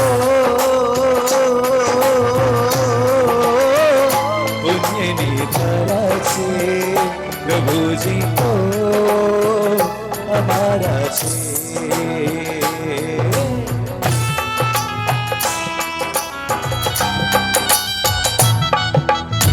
चलो हम सब ने परमात्मा का अभिषेक करके आनंद आनंद का अनुभव किया। दादा की पूजा भी करेंगे भाव से, और यहाँ से हम परमात्मा की जो प्रदक्षिणा है, वो प्रदक्षिणा में जो परमात्मा है, उन सभी परमात्मा के दर्शन करने हम आगे बढ़ेंगे। ये है 22वीं देरी के वहां पर आदिनाथ भगवान के दर्शन होते हैं। ये कौन से आदिनाथ भगवान है? श्यामला आदिनाथ। हाँ, और हाँ हाँ, जब विमल शाह को प्रूफ मांगा गया था, तब उन्होंने जो स्वस्तिक का जो आकार अंबिका देवी ने बताया, और वहां पे खुदाई के दौरान जो प्रकट हुए थे, ये वो ही आदिनाथ दादा है। 3300 वर्ष, 3500 वर्ष प्राचीन ये आदिनाथ दादा है। और कुछ शास्त्रकारों का तो ये भी मानना है कि ये परमात्मा 80 लाख वर्ष प्राचीन है। कितना? 80 लाख वर्ष प्राचीन। तथ्य तो केवल ही भगवंत ही जानते हैं, पर एक बात तय है कि ये प्राचीन आदिनाथ दादा बहुत प्राचीन है। तो चलो हम आदिनाथ दादा की भक्ति करेंगे और विमल वसही जिनालय की प्रदक्षिणा देकर थोड़ा संगीत सुनते हुए अगले जिनालय की ओर हम प्रयाण करेंगे।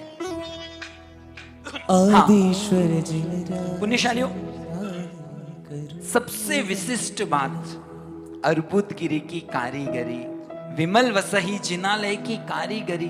कहते हैं यहाँ के जैसी कारीगरी शायद ही कहीं देखने मिले। मतलब हर कारीगरी का एक अलग किस्सा है, हर कारीगरी की एक अलग कथा है, कहीं कंपैरिजन नहीं। कहीं पर आपको ये कारीगरी में समवस्त्रन के दर्शन होंगे, कहीं पर आपको परमात्मा के 5 कल्याणक के दर्शन होंगे, आपको कुछ कुछ कारीगरी में विष्णु लीला, कृष्ण लीला भी दिखेगी। यानी वो जमाने में जो जो भी संस्कृति की बातें थी कि किस प्रकार से बारिश होती है, किस प्रकार से गुंबज थे, हर चीज वो जमाने में यहाँ पे की गई है। और जानकर आनंद और आश्चर्य होगा कि ये जिनालय के निर्माण में 18.5 करोड़ खर्च हुए वो जमाने में। कितने? 18.5 करोड़। प्रतिष्ठा होके 993 इयर्स लगभग हुए, लगभग 1000 वर्ष पहले निर्माण हुआ। बराबर कोई कैलकुलेशन हो सकता है कि तब 18.5 करोड़ खर्च हुए, तो आज हम ये जिनालय निर्माण करें तो कितने करोड़ खर्च होंगे? शायद 1 लाख करोड़ भी कम पड़े। हम 1 लाख करोड़ देने की अपनी तैयारी हैसियत नहीं है, पर हो भी गई तो ये निर्माण करना प्राय अशक्य है। तो बस करना क्या है, उन पुण्यात्मन ने खूब उत्तम भावों के साथ ये जिनालय का निर्माण किया है। तो उनके भावों को स्पर्श करने जब भी राजस्थान जाए, हम सब मारवाड़ी बराबर, अरे गुजराती कौन है? एक भी नहीं, टोटल ऑपनिस मेजॉरिटी सब मारवाड़ी, लगभग मारवाड़ जवारू है। सबकी नजर इधर की ओर, लगभग मारवाड़ चावरू है। तो बस थोड़ा समय निकालो, एकदम एक्स्ट्रा निकालना है और अर्बुदगिरी की यात्रा के लिए जाना है। तो चलो हम थोड़े यहाँ के कारीगरी आदि को देखते हुए, संगीत सुनते हुए लूण वसही जिनालय की ओर प्रयाण करेंगे।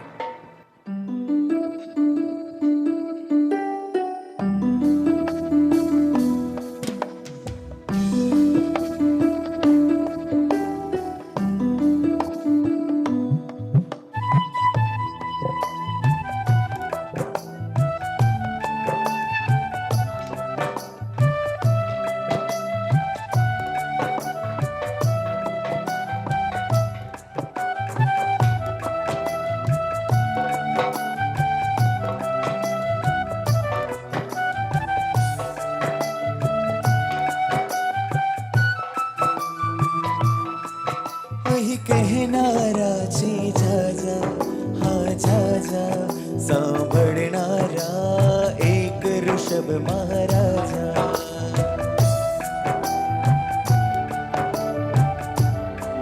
कोई बातों कहतो गातो, हाँ गातो, कोई मारा जेवो आसोमा अटवातो, कोई मारा जेवो आसोमा अटवातो। सार करे संभाल करे, हाँ सार करे संभाल करे, एनी प्रीत निराली छे। मंदिरोनी नगरीमां जाहो जलाली छे। जिनकी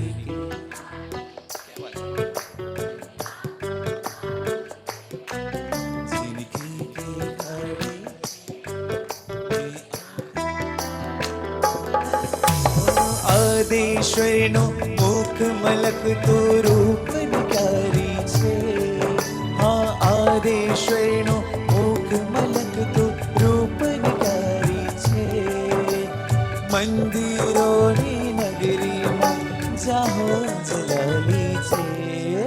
जिनकी आकर पाड़ी, जिनकी के काड़ी छे,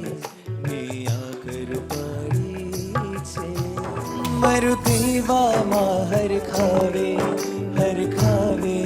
पुंडरिक स्वामी जी आँख माख मिलावे।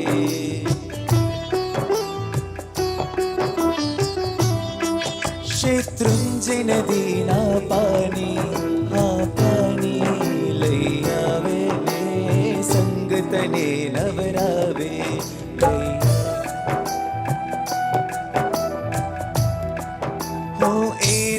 ऊपर छाया करवा रायन डाली छे। मंदिरोनी नगरी मां जाहो जलाली छे। જગદેશ્વરનું રૂપ નિકારી છે મંદિરોની ચાહો જેની કી કાઢી છે ને આખરો પાડી છે જેની કી કાઢી છે ને આખરો પાડી છે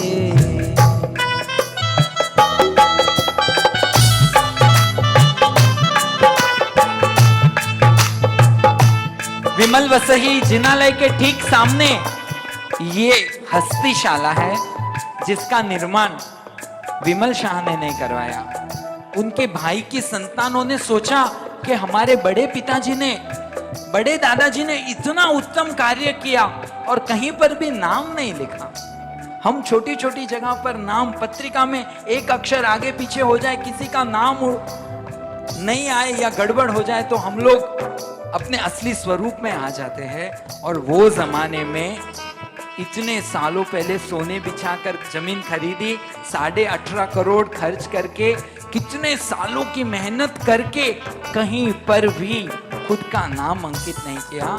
उनके परिवार के वंशजों ने सोचा कि कहीं आपकी शुद्धता, क्या आपका शासन प्रेम, क्या आपका तीर्थ प्रेम, थोड़े थोड़े आप हमें आशीर्वाद दीजिएगा कि हम आपके जैसे तो नहीं बन सकते, लेकिन अंशात्मक रूप से थोड़ा तो कुछ हम भी हमारे जिन शासन के लिए, हमारे तीर्थों के लिए करें। उनका आशीर्वाद लेकर, उन पुण्यशाली के दर्शन करके हम सीधा वस्तुपाल तेजपाल द्वारा निर्मित जिनालय, जिस जिनालय का नाम है लूण वसही, वो जिनालय के दर्शन करने जाएंगे। लगभग 800 वर्ष पहले ये जिनालय का निर्माण हुआ। 92 इयर्स पहले प्रतिष्ठा हुई।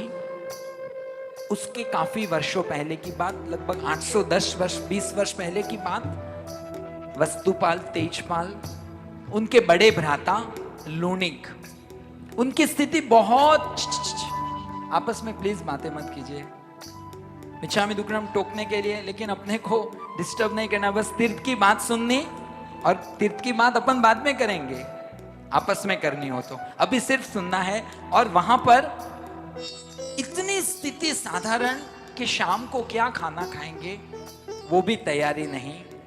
ऐसी स्थिति में लूणिक बहुत बीमार पड़ गए, उनके बड़े भैया, और वो चंद्रावती नगरी में रहते थे। और है ना, वो चंद्रावती नगरी में रह के ऐसे उंगली दर्शन करते थे आबू जी की ओर, ऐसे उंगली दर्शन करते थे बार बार बार बार, और आंखों में आंसू। तो भाइयों ने पूछा, छोटे भाई आज्ञाकारी वस्तुपाल तेजपाल, कि भैया क्या हुआ, क्यों रो रहे हो, क्या ज्यादा पीड़ा है? तो कि पीड़ा तो है पर उसकी चिंता नहीं है। तो कि आयुष्य पूर्ण हो जाएगा उसकी चिंता है? नहीं नहीं, उसकी भी चिंता नहीं। तो कि क्या है? तो कि एक इच्छा मन में है। बोलो भैया क्या इच्छा? आबू गिरी की डूंगर पर, अर्बुद गिरी के डूंगर पर एक प्रतिमा जी निर्माण कराने की आंतरिक इच्छा है। और अपनी स्थिति ऐसी है कि वो इच्छा आपको कहना, वो सपना सोचना भी शायद मुश्किल है, लेकिन क्या करूं, मेरा मन नहीं मानता, बस एक इच्छा मेरी पूरी हो जाए। ये बड़ा भाई हो, फिर भी आपसे हाथ जोड़कर कहता हूं कि भैया ये मेरी इच्छा जरूर पूरी करना। दोनों भाई ने सोचा कि कैसे प्रतिमा, क्या शाम को क्या खाएंगे, उसका तकलीफ, फिर भी कहा भैया वादा करते हैं, ज्यादा मेहनत करेंगे, ज्यादा मजूरी करेंगे, पर आपकी इच्छा को जरूर पूरा करेंगे। उनको आनंद हुआ कि चलो अभी ना सही, बाद में सही, मेरे भैया मेरी इच्छा पूरी करेंगे। परम समाधि के साथ लूणिक जी ने प्राण त्यागे। समय बीतता गया। दोनों पुण्यात्मन प्रभु शासन के बंधु बेलडी उत्कृष्ट वस्तुपाल तेजपाल, क्या उनका पुण्य, क्या उनकी भक्ति, क्या शासन राग, उनके पास संपत्ति बढ़ती गई बढ़ती गई। और उन्होंने सोचा कि संपत्ति को क्या करना, शायद वो उस समय क्या हुआ पता नहीं, लेकिन मैं कल्पना करता हूं कि शायद उनके मेमोरी से वो बात निकल गई होगी, भैया को किया हुआ वादा शायद निकल गई हो। तो कहा कि इतने धन को क्या करना, तो एक जगह पे बड़ा खड्डा करने का सोचा कि ये जो इतना धन मिला है वो धन को वहां पर गाड़ देंगे। तो खड्डा किया तो उसमें से क्या हुआ पता है, और धन निकला। दोनों भाई आश्चर्यचकित हो गए। और बहनों, आपका जोरदार एक शासन के अभ्युदय में आपका बहुत बड़ा रोल है। दोनों भाइयों ने सोचा क्या करे, किसको पूछे। तो तेजपाल की श्राविका, जिनका नाम अनुपमा देवी, वस्तुपाल उनके जेठ, फिर भी उनको पूछते थे क्योंकि वो सही मार्गदर्शन देते थे।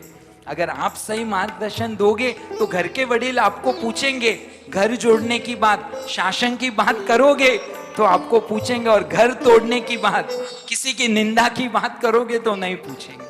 उनको पूछते थे कि अनुपमा देवी क्या करे, वापस धन इतना निकल रहा है, तो के ऊंची गति, ऊर्ध्व गति की ओर जाना है तो जिनालय बनाओ, शिखर बनाओ, ध्वजा लहराओ। और नीचे की गति में जाना है, यानी खराब गति में जाना है तो जमीन के अंदर ये धन गाड़ दो। तो के नहीं नहीं, ऊंची गति में जाना है। और उनको याद आता है कि हाँ, भैया की भी इच्छा पूरी करनी है। भैया को वादा किया था कि प्रतिमा जी का निर्माण कराएंगे।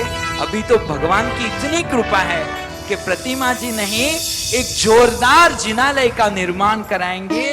और दोनों भाइयों ने ये कार्य शुरू किया जिनालय निर्माण का। दोनों बहुत बिजी, गुजरात राज्य के मंत्री, पूरे राज्य की बागडोर उनके हाथ में। तो उन्होंने कहा, अनुपमा देवी को कहा कि हम आते जाते रहेंगे लेकिन आपको ध्यान रखना है। और अनुपमा देवी तो अनुपमा देवी कहते वो एकावतारी है। अभी वो महाविदेश क्षेत्र में विचरण कर रहे और वहां से शायद केवल ज्ञान भी प्राप्त कर चुके हैं और मोक्ष में जाने वाले नक्की है। ये भव में कैसी तो साधना की होगी। उन्होंने दीक्षा भी नहीं ली। मैं ये नहीं बोलता कि दीक्षा नहीं लेनी चाहिए, दीक्षा ही लेनी चाहिए, लेकिन उनकी कोई साधना की कैटेगरी अलग थी।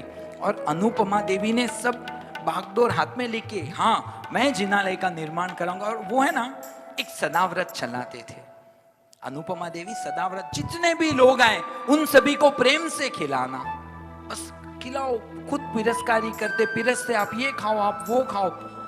ये आज के जमाने में बहुत मुश्किल हो गया है।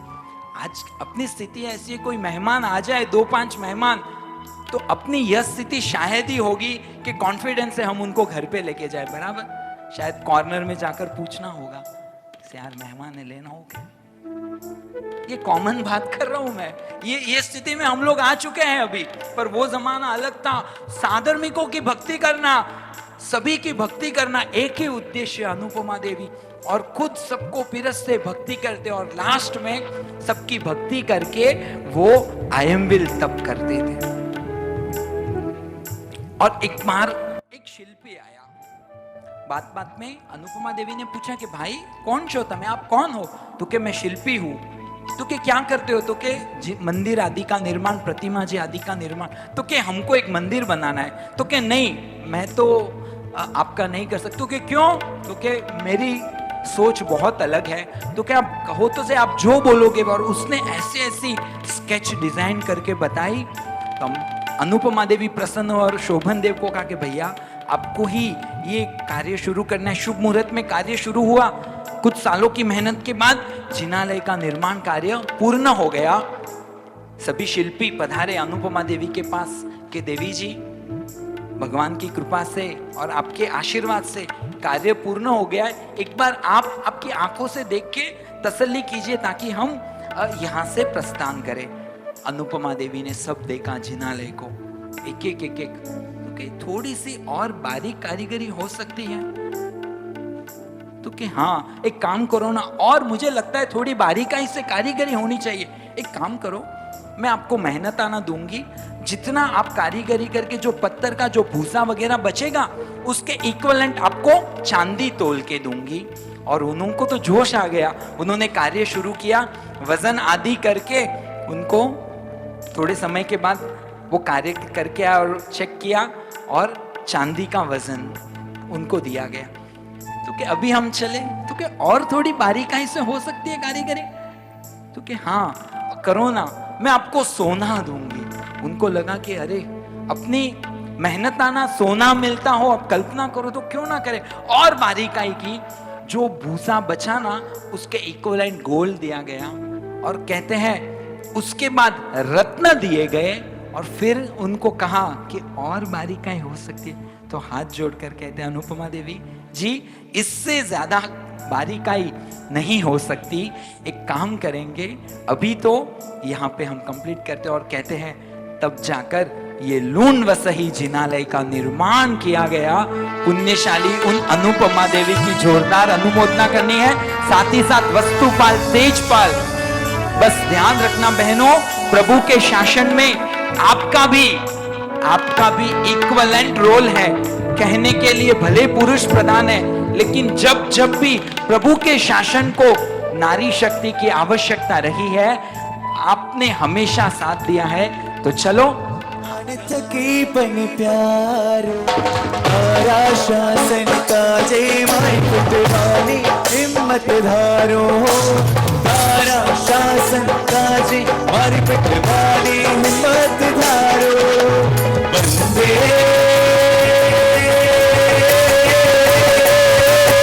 शासनम शासनम वंदे शासनम वंदे शासनम वंदे शासनम वंदे शासनम वंदे शासनम।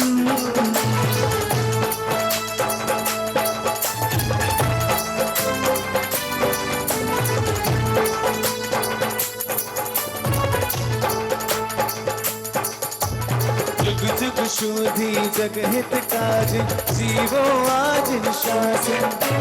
वेना शरणे धर्षु अमि, अतन मन में नर जीवन। शासन केरी ज्योति कापो, शासन केरी ज्योति कापो, आप करो अंधारो। तोगे नारी छ इन राजल रानी सारी छ, आनेली तो मेरे नारी छ इन राजल रानी सारी छ।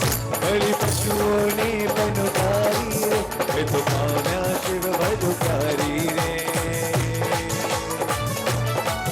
पुण्य नहीं जोशे ए तारो,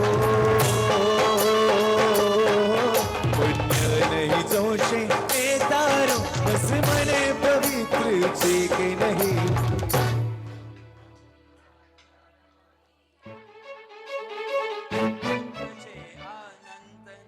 हाँ भव भ्रमणोनी तू काइक छोड़े भ्रमणाची, माराची तू को भ्रमणाची। ओ काइक छोड़े भ्रमणाची, माराची तू को भ्रमणाची।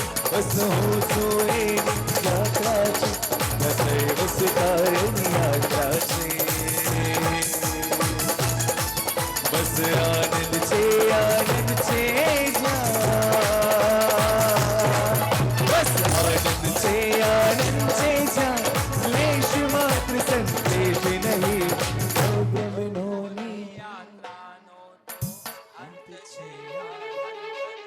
हाँ भव भ्रमणोनी यात्रानो तो, भव भ्रमणोनी यात्रानो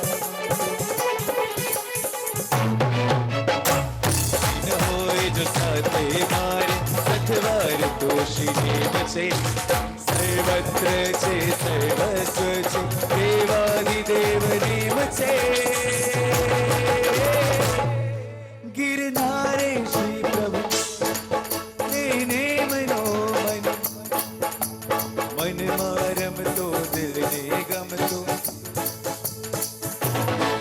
गिरनारे श्री प्रभु ने मचे, तेने मनो मन प्रेम छे। मन मारम तो दिल ने गम तो, राम वालो ने मचे। लूण वसही जिनालय में 52 जिनालय सुशोभित हैं। स्टार्टिंग में वासु पूज्य दादा के दर्शन करके प्रदक्षिणा देते हैं।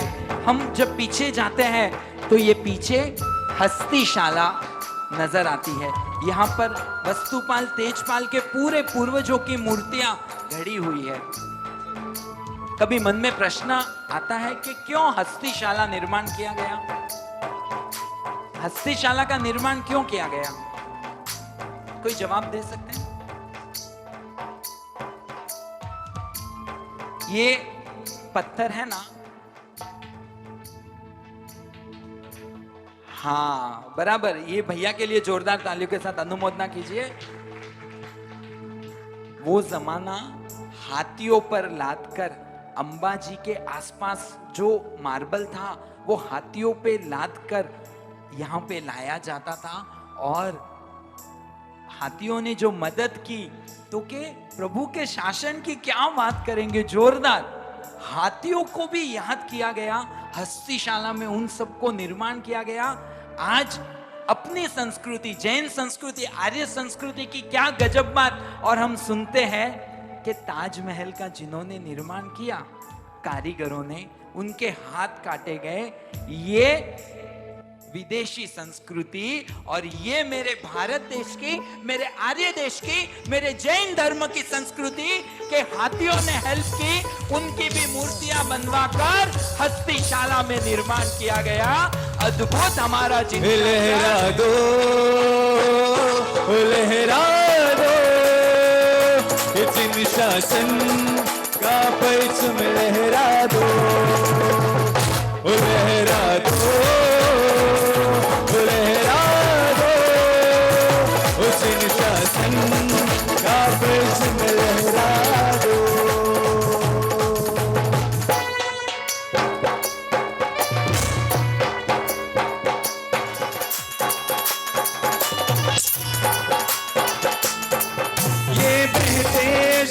की धारा फसले दी जाए नाम तेरा, इन कैसे मैं समझाओगे जैन का ना गर्व मेरा।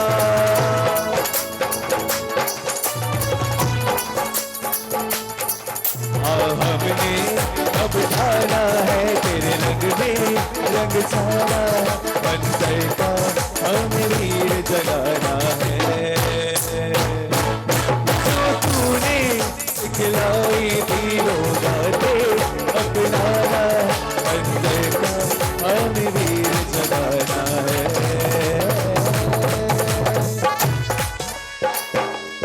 अपनी धरोहर को अपने को संभालना है, बस बार बार, साल में एक बार, दो बार प्राचीन तीर्थों में बार बार जाना है। जैसे गिरनार जाना है, आज हम गिरनार जा रहे तो अपना गिरनार सुरक्षित रहता है। सेम ये तीर्थ भी अगर हम जाएंगे तो कहीं पर भी बार बार ये न्यूज़ मिलती है, ये प्रॉब्लम, ये सबका एक ही इलाज है, एक ही सल्यूशन। बस ये तीर्थों में जाएंगे तो हमारे तीर्थ सुरक्षित रहेंगे। नहीं तो शायद 10 साल, 20 साल, 25 साल के बाद कहीं अपने को, अपनी संतानों को ऐसा ना कहना पड़े कि ओ मंदिर ओपणो तू आज ओपणो नहीं है ना, एडू कहवारी नौबत नहीं आवनी। अपने सबरी जिम्मेदारी है। एक छोटा सा संकल्प लेनो है, कोई नियम नहीं, कोई पचकौन नहीं, कोई फोर्स नहीं, खुदरी अंतर आत्मा री साक्षी थी कि हाँ मु मारा तीर्थों में, प्राचीन तीर्थों में बार बार जो एक ट्रेडमार्क बनावनो है कि ना, यात्रा ऑप्शन जो है तो पहला प्राचीन तीर्थ। यहाँ शीतलनाथ दादा की पूजा करते हैं सब, आनंद आता है। हाँ, यहां से अगर केसरवाड़ी जाएंगे और केसरवाड़ी दादा की पूजा करेंगे, आनंद आएगा। इससे अधिक वहां आएगा, बराबर। और वहां से कुलपाक जी जाएंगे तो आनंद आएगा, शायद इससे अधिक वहां आएगा। और वहां से जब गिरिराज, गिरनार, संकेश्वर जी जाएंगे तो ज्यादा आनंद आता है, आएगा ना? क्यों? प्राचीनता है। अरे जितनी प्राचीनता उतने वहां के वाइब्रेशंस बहुत ज्यादा प्योर और पावरफुल होते हैं। तभी तो साधकों ने, पूर्वाचार्यों ने कुछ तो सोचा होगा वो जगह के बारे में कि ये भूमि सबका कल्याण करने वाली है। बस हमें इसी बात पे गौर करना है। ये जिनालय के दर्शन करके 15 मिनट्स में पूर्ण करूं? हाँ जी, सब लोग को ट्रेन है। चलो जितनी देर जितनी अनुकूलता है उतना हम करेंगे। ये पित्तलहर का जिनालय, कहते हैं 1400 मन वजन से ये दादा का निर्माण हुआ।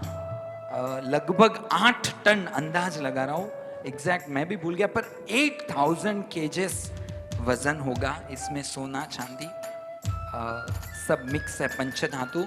पर कहते हैं पित्तल की अधिकता होने से ये जिनालय का नाम पित्तलहर पड़ा।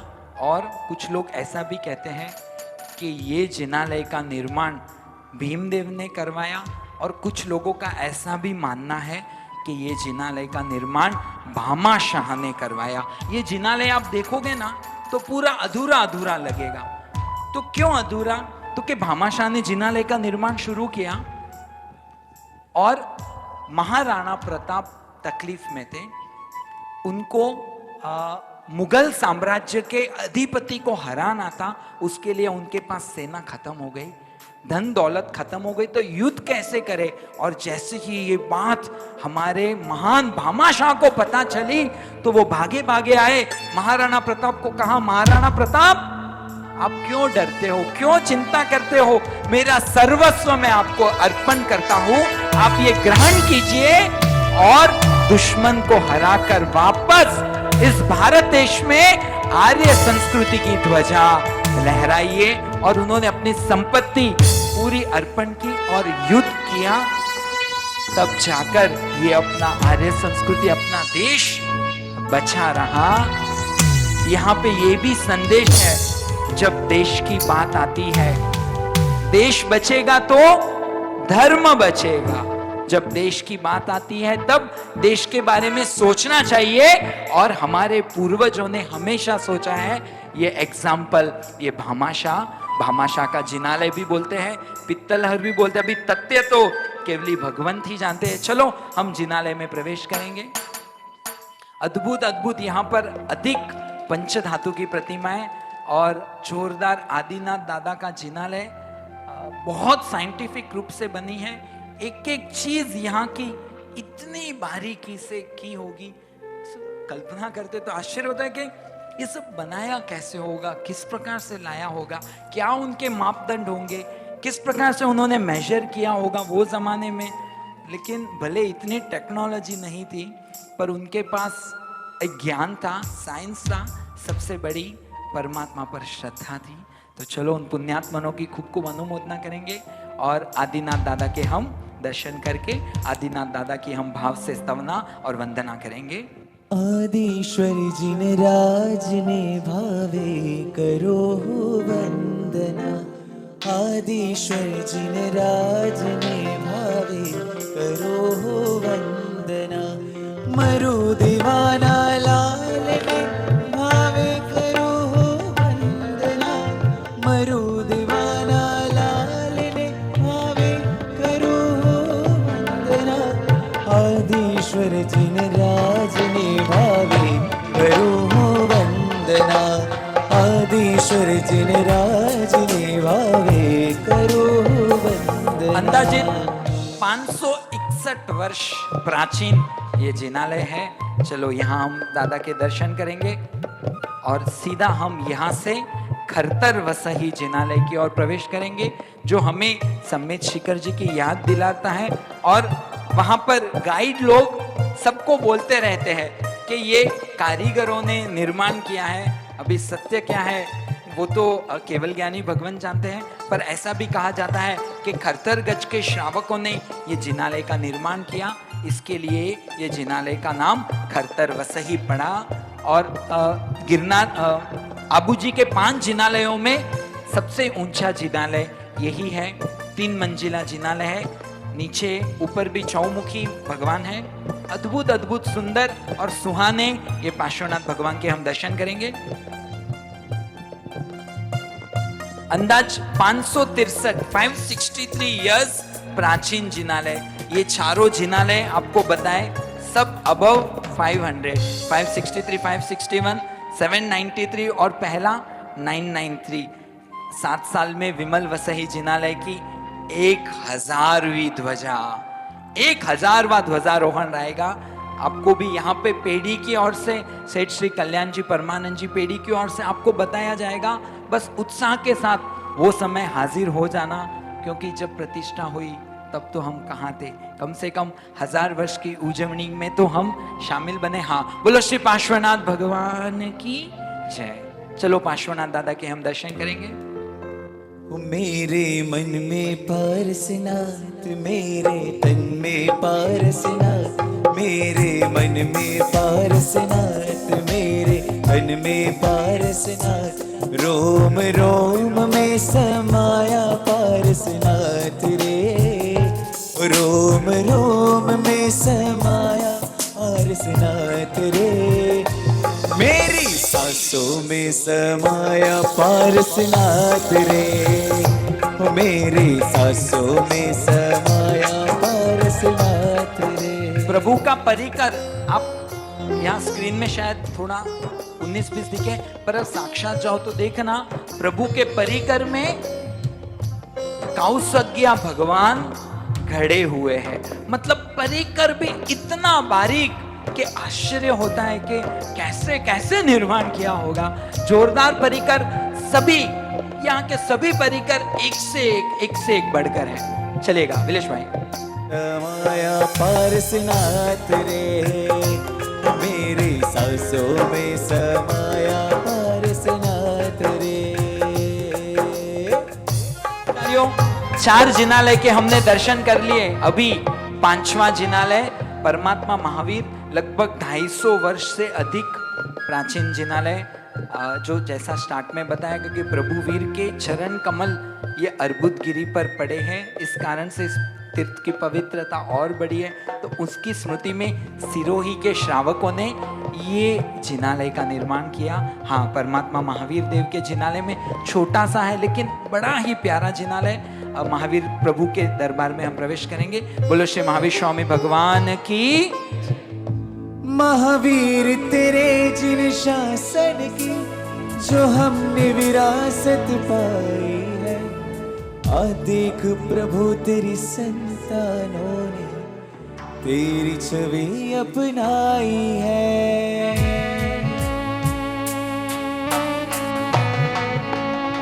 इन्हें कैसे मैं समझाऊंगे, चैन कहा ना दैव मेरा।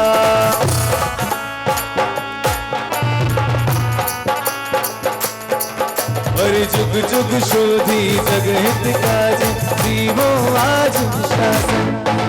तेरा शरणे धर्षु हमें, अतन मन ने नए जीवन। राती तेरी ज्योति का आप तनु अंधारो, वंदे महावीरं महावीरं, वंदे महावीरं महावीरं, वंदे महावीरं वंदे महावीरं। बोलो बोलो श्री महावीर स्वामी भगवान की जय हो, विजय हो, जय जयकार हो। एक और आश्चर्य आबू की पहाड़ी पर है अचलगढ़। आज से काफी वर्षों पहले तक यहाँ पे 12 गांव थे अलग अलग, देलवाड़ा, ओरिया, अचलगढ़, जहाँ पे सब गांवों में अपनी बस्ती थी, अपने जैन परिवार बसते थे। पर समय का चक्र घूमता गया और आज प्राय 1-2 परिवार ही पूरे आबू की पहाड़ी में, 2-5 परिवार ही अपने जैन परिवार बसते। तो चलो हम सीधा भाव से अभी जाएंगे अचलगढ़। कहते हैं अचलगढ़ के जो मूल नायक दादा है वो 1444 मन उनका वजन है। तो कि क्यों? तो कि वो धरना शाह के भाई के वंशज ने ये निर्माण किया और उन्होंने सोचा कि भाई मेरे परिवार में वडीलों ने राणकपुर जैसा भव्य, जो नलिनी गुल्म देव विमान को याद दिलाता है, ऐसा भव्य जिनालय का निर्माण किया, जहां पर कितने खंबे हैं भैया? 1444। और एक एक खंबे से एक एक कारीगरी अलग, अद्भुत अद्भुत। एक छोटी सी बात यहाँ पे कहने की इच्छा हो रही है।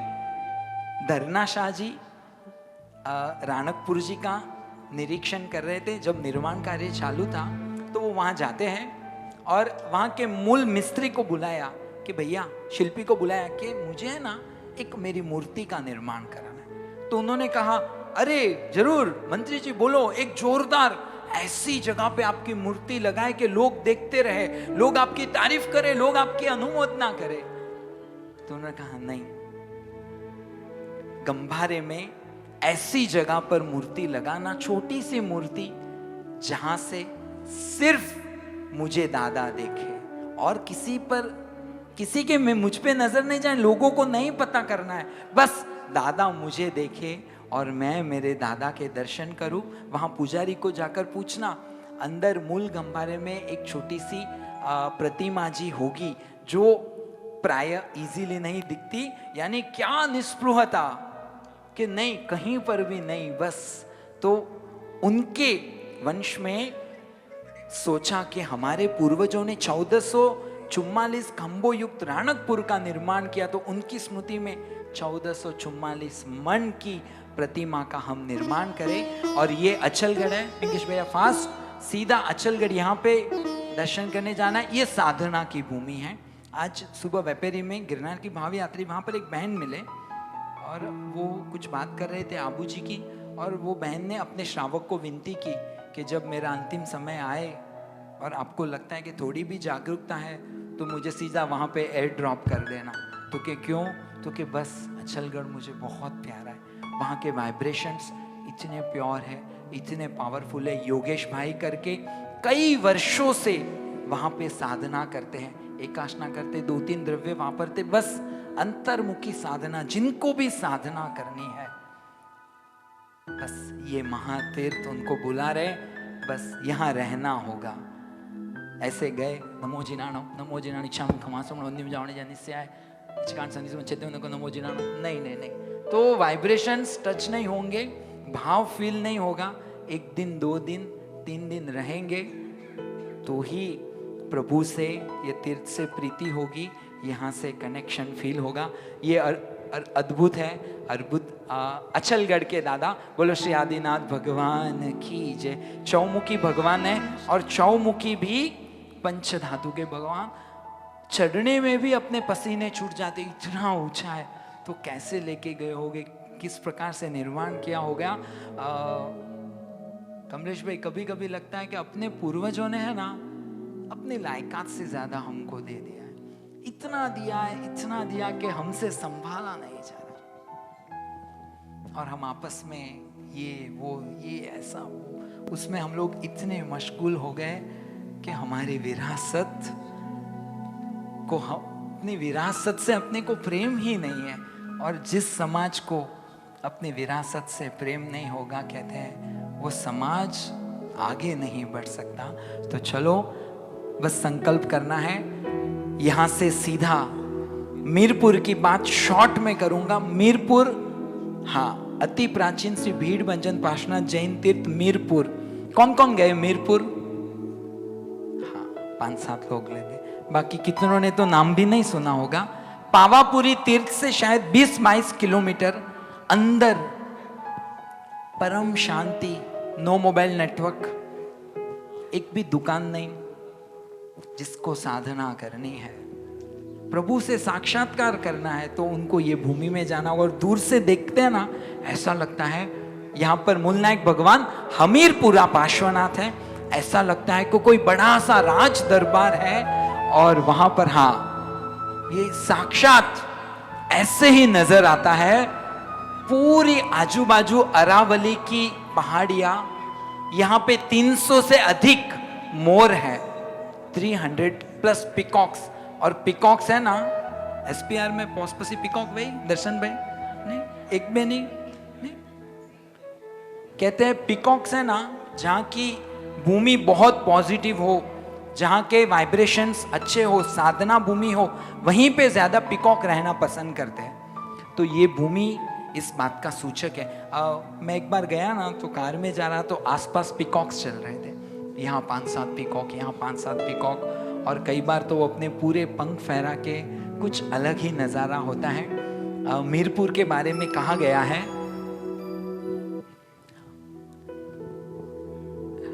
अद्भुत कारीगरी, हमने आबू की कारीगरी देखी। ये मीरपुर का जिनालय प्राचीनता में आबू से भी अधिक है, 1200 वर्ष प्राचीन। तो कहते हैं विमल शाह के दिमाग में था कि ये कारीगरी उनके मन में थी कि ऐसी कारीगरी हो तो उससे भी अधिक। ये मीरपुर उनके लिए एग्जाम्पल था। एक एक कारीगरी आप देखना, मतलब अपना हाथ यहाँ से आर पार हो सकता है, इतनी इतनी बारीक कारीगरी यहाँ पर की गई है। और परम प्रसन्नता, परम शांति का एहसास यहाँ पर होता है। हाँ, ये ओरिजिनल फोटो है। कहते हैं जो पुण्यात्मन, पहले हमीरपुरा था, बहुत बड़ी बस्ती थी, हजारों परिवार बसते थे। फिर समय का कुछ परिवर्तन हुआ, कुछ आक्रमण हुए, सब लोग चले गए, तीर्थ बचा। और मुंबई के जो मूल नायक है ना, गोडी जी, वो भी कहते हैं यहीं से वहाँ पे गए और मुंबई की समृद्धि के उसमें वो मूल वो गोडी जी दादा हैं, ऐसा भी वहाँ के लोगों का मानना है। और कहते हैं जो पुण्यशाली मीरपुर का सूर्योदय देखता है, जो मीरपुर का सूर्योदय देखता है, उसके जीवन में पुण्य का सूर्यास्त कभी भी नहीं होता, ऐसा ये मीरपुर के लिए कहा गया है। बोलो बोलो श्री हमीरपुरा पार्श्वनाथ भगवान की जय। ऐसा कुछ आयोजन करो कमलेश भाई कि पूरा एसपीआर यात्रा के लिए जाए। 1-2 दिन मीरपुर रहे, 2 दिन आबू अचलगढ़ रहे, और वहां पे पड़ोस में, अभी मैं कमलेश भाई को जानता हूं तो मैं कमलेश भाई को बोलूंगा। हाँ हाँ, सामंत भाई, ओके, सामंत भाई दिखे नहीं, प्रणाम। नाना दियाना नांदिया, जीवित स्वामी वांदिया। प्रभु के जीवित अवस्था के समय में ये भगवान के निर्माण उनके भ्राता ने किया था। एक 5 दिन, 4 दिन, 3 दिन, जितने अनुकूलताएं निकालो और इन तीर्थों की मुलाकात करो। बस यही कहना था। जिनाज्ञा विरुद्ध कुछ भी कहने में आया हुआ हो, त्रिविधे त्रिविधे मिच्छामि दुक्कडम, मेरे किसी भी वाणी वर्तन के द्वारा यहाँ विराजमान किसी का भी दिल दुखा हो तो आप सभी से क्षमा याचना करता हूँ, मिच्छामि दुक्कडम। बोलो श्री अर्बुद गिरी मंडन आदिनाथ भगवान की जय।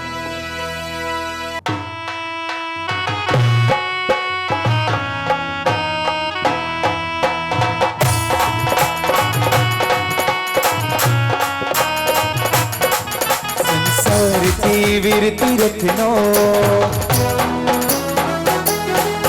गिरनारती मोक्ति पठनो, संसार थी वीरति रत्नो गिरनारती मोक्ति पठनो। सतवार छे तुम्हारो आधार छे एक, नेम नेम नेम रस नेम रस हो हो, नेम नेम नेम नेम गरपा, नेम नेम नेम रस हो हो, नेम नेम नेम रस।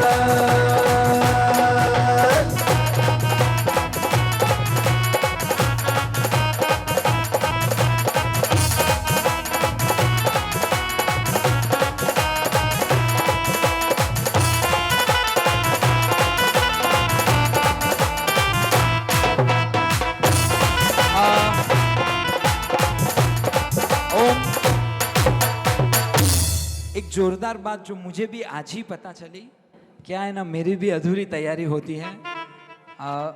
एक जोरदार बात श्रीमान शांतिलाल जी वजावत ने फरमाई कि प्राय पार्श्वनाथ भगवान के 7 फणा होते हैं। ये कोई तो आश्चर्य है, क्या सोच के बनाया होगा, कुछ कारण होगा, रीजन होगा कि आपको कितने फणा दिखते हैं? 6 नहीं, 5। 6 कहाँ से दिखे? 5 ही है। हाँ, तो ये भी एक आश्चर्य है। धन्यवाद धन्यवाद। चलेगा पिलेश भाई, हालो, अरे घरे नहीं, एक गीत तो लो। धन्यवाद, आप सबने खूब देर से सुना, आप सबकी खूब खूब अनुमोदना। सब इतने दिन से टायर्ड थे, तपस्वी भी थे। 2 मिनट विराज है, आपकी टीम को बहुत बहुत बधाई। और आप जो शासन कार्य कर रहे हैं उसके लिए बहुत बहुत अनुमोदना, धन्यवाद। शायद किसी को मालूम भी नहीं, इतनी छोटी छोटी बातें जो आपने आज बताई हैं, बहुत बहुत अनुमोदना आपकी। संगीत के माध्यम से हम सबको जोड़े रखा, और पिंकेश भाई को ये जो पूरा स्क्रीन का मैनेजमेंट चल रहा था और कई सारे जो छोटे छोटे वीडियोस थे वो हमारे चेन्नई के ही पीयूष भाई दिव्यम ग्राफिक्स ने किए हैं। पीयूष भाई की भी खूब खूब अनुमोदना। हाँ, बार बार रात को 12 बजे 11 बजे भी फोन कर करके डांट के उनको करवाया है। पीयूष भाई की भी अनुमोदना।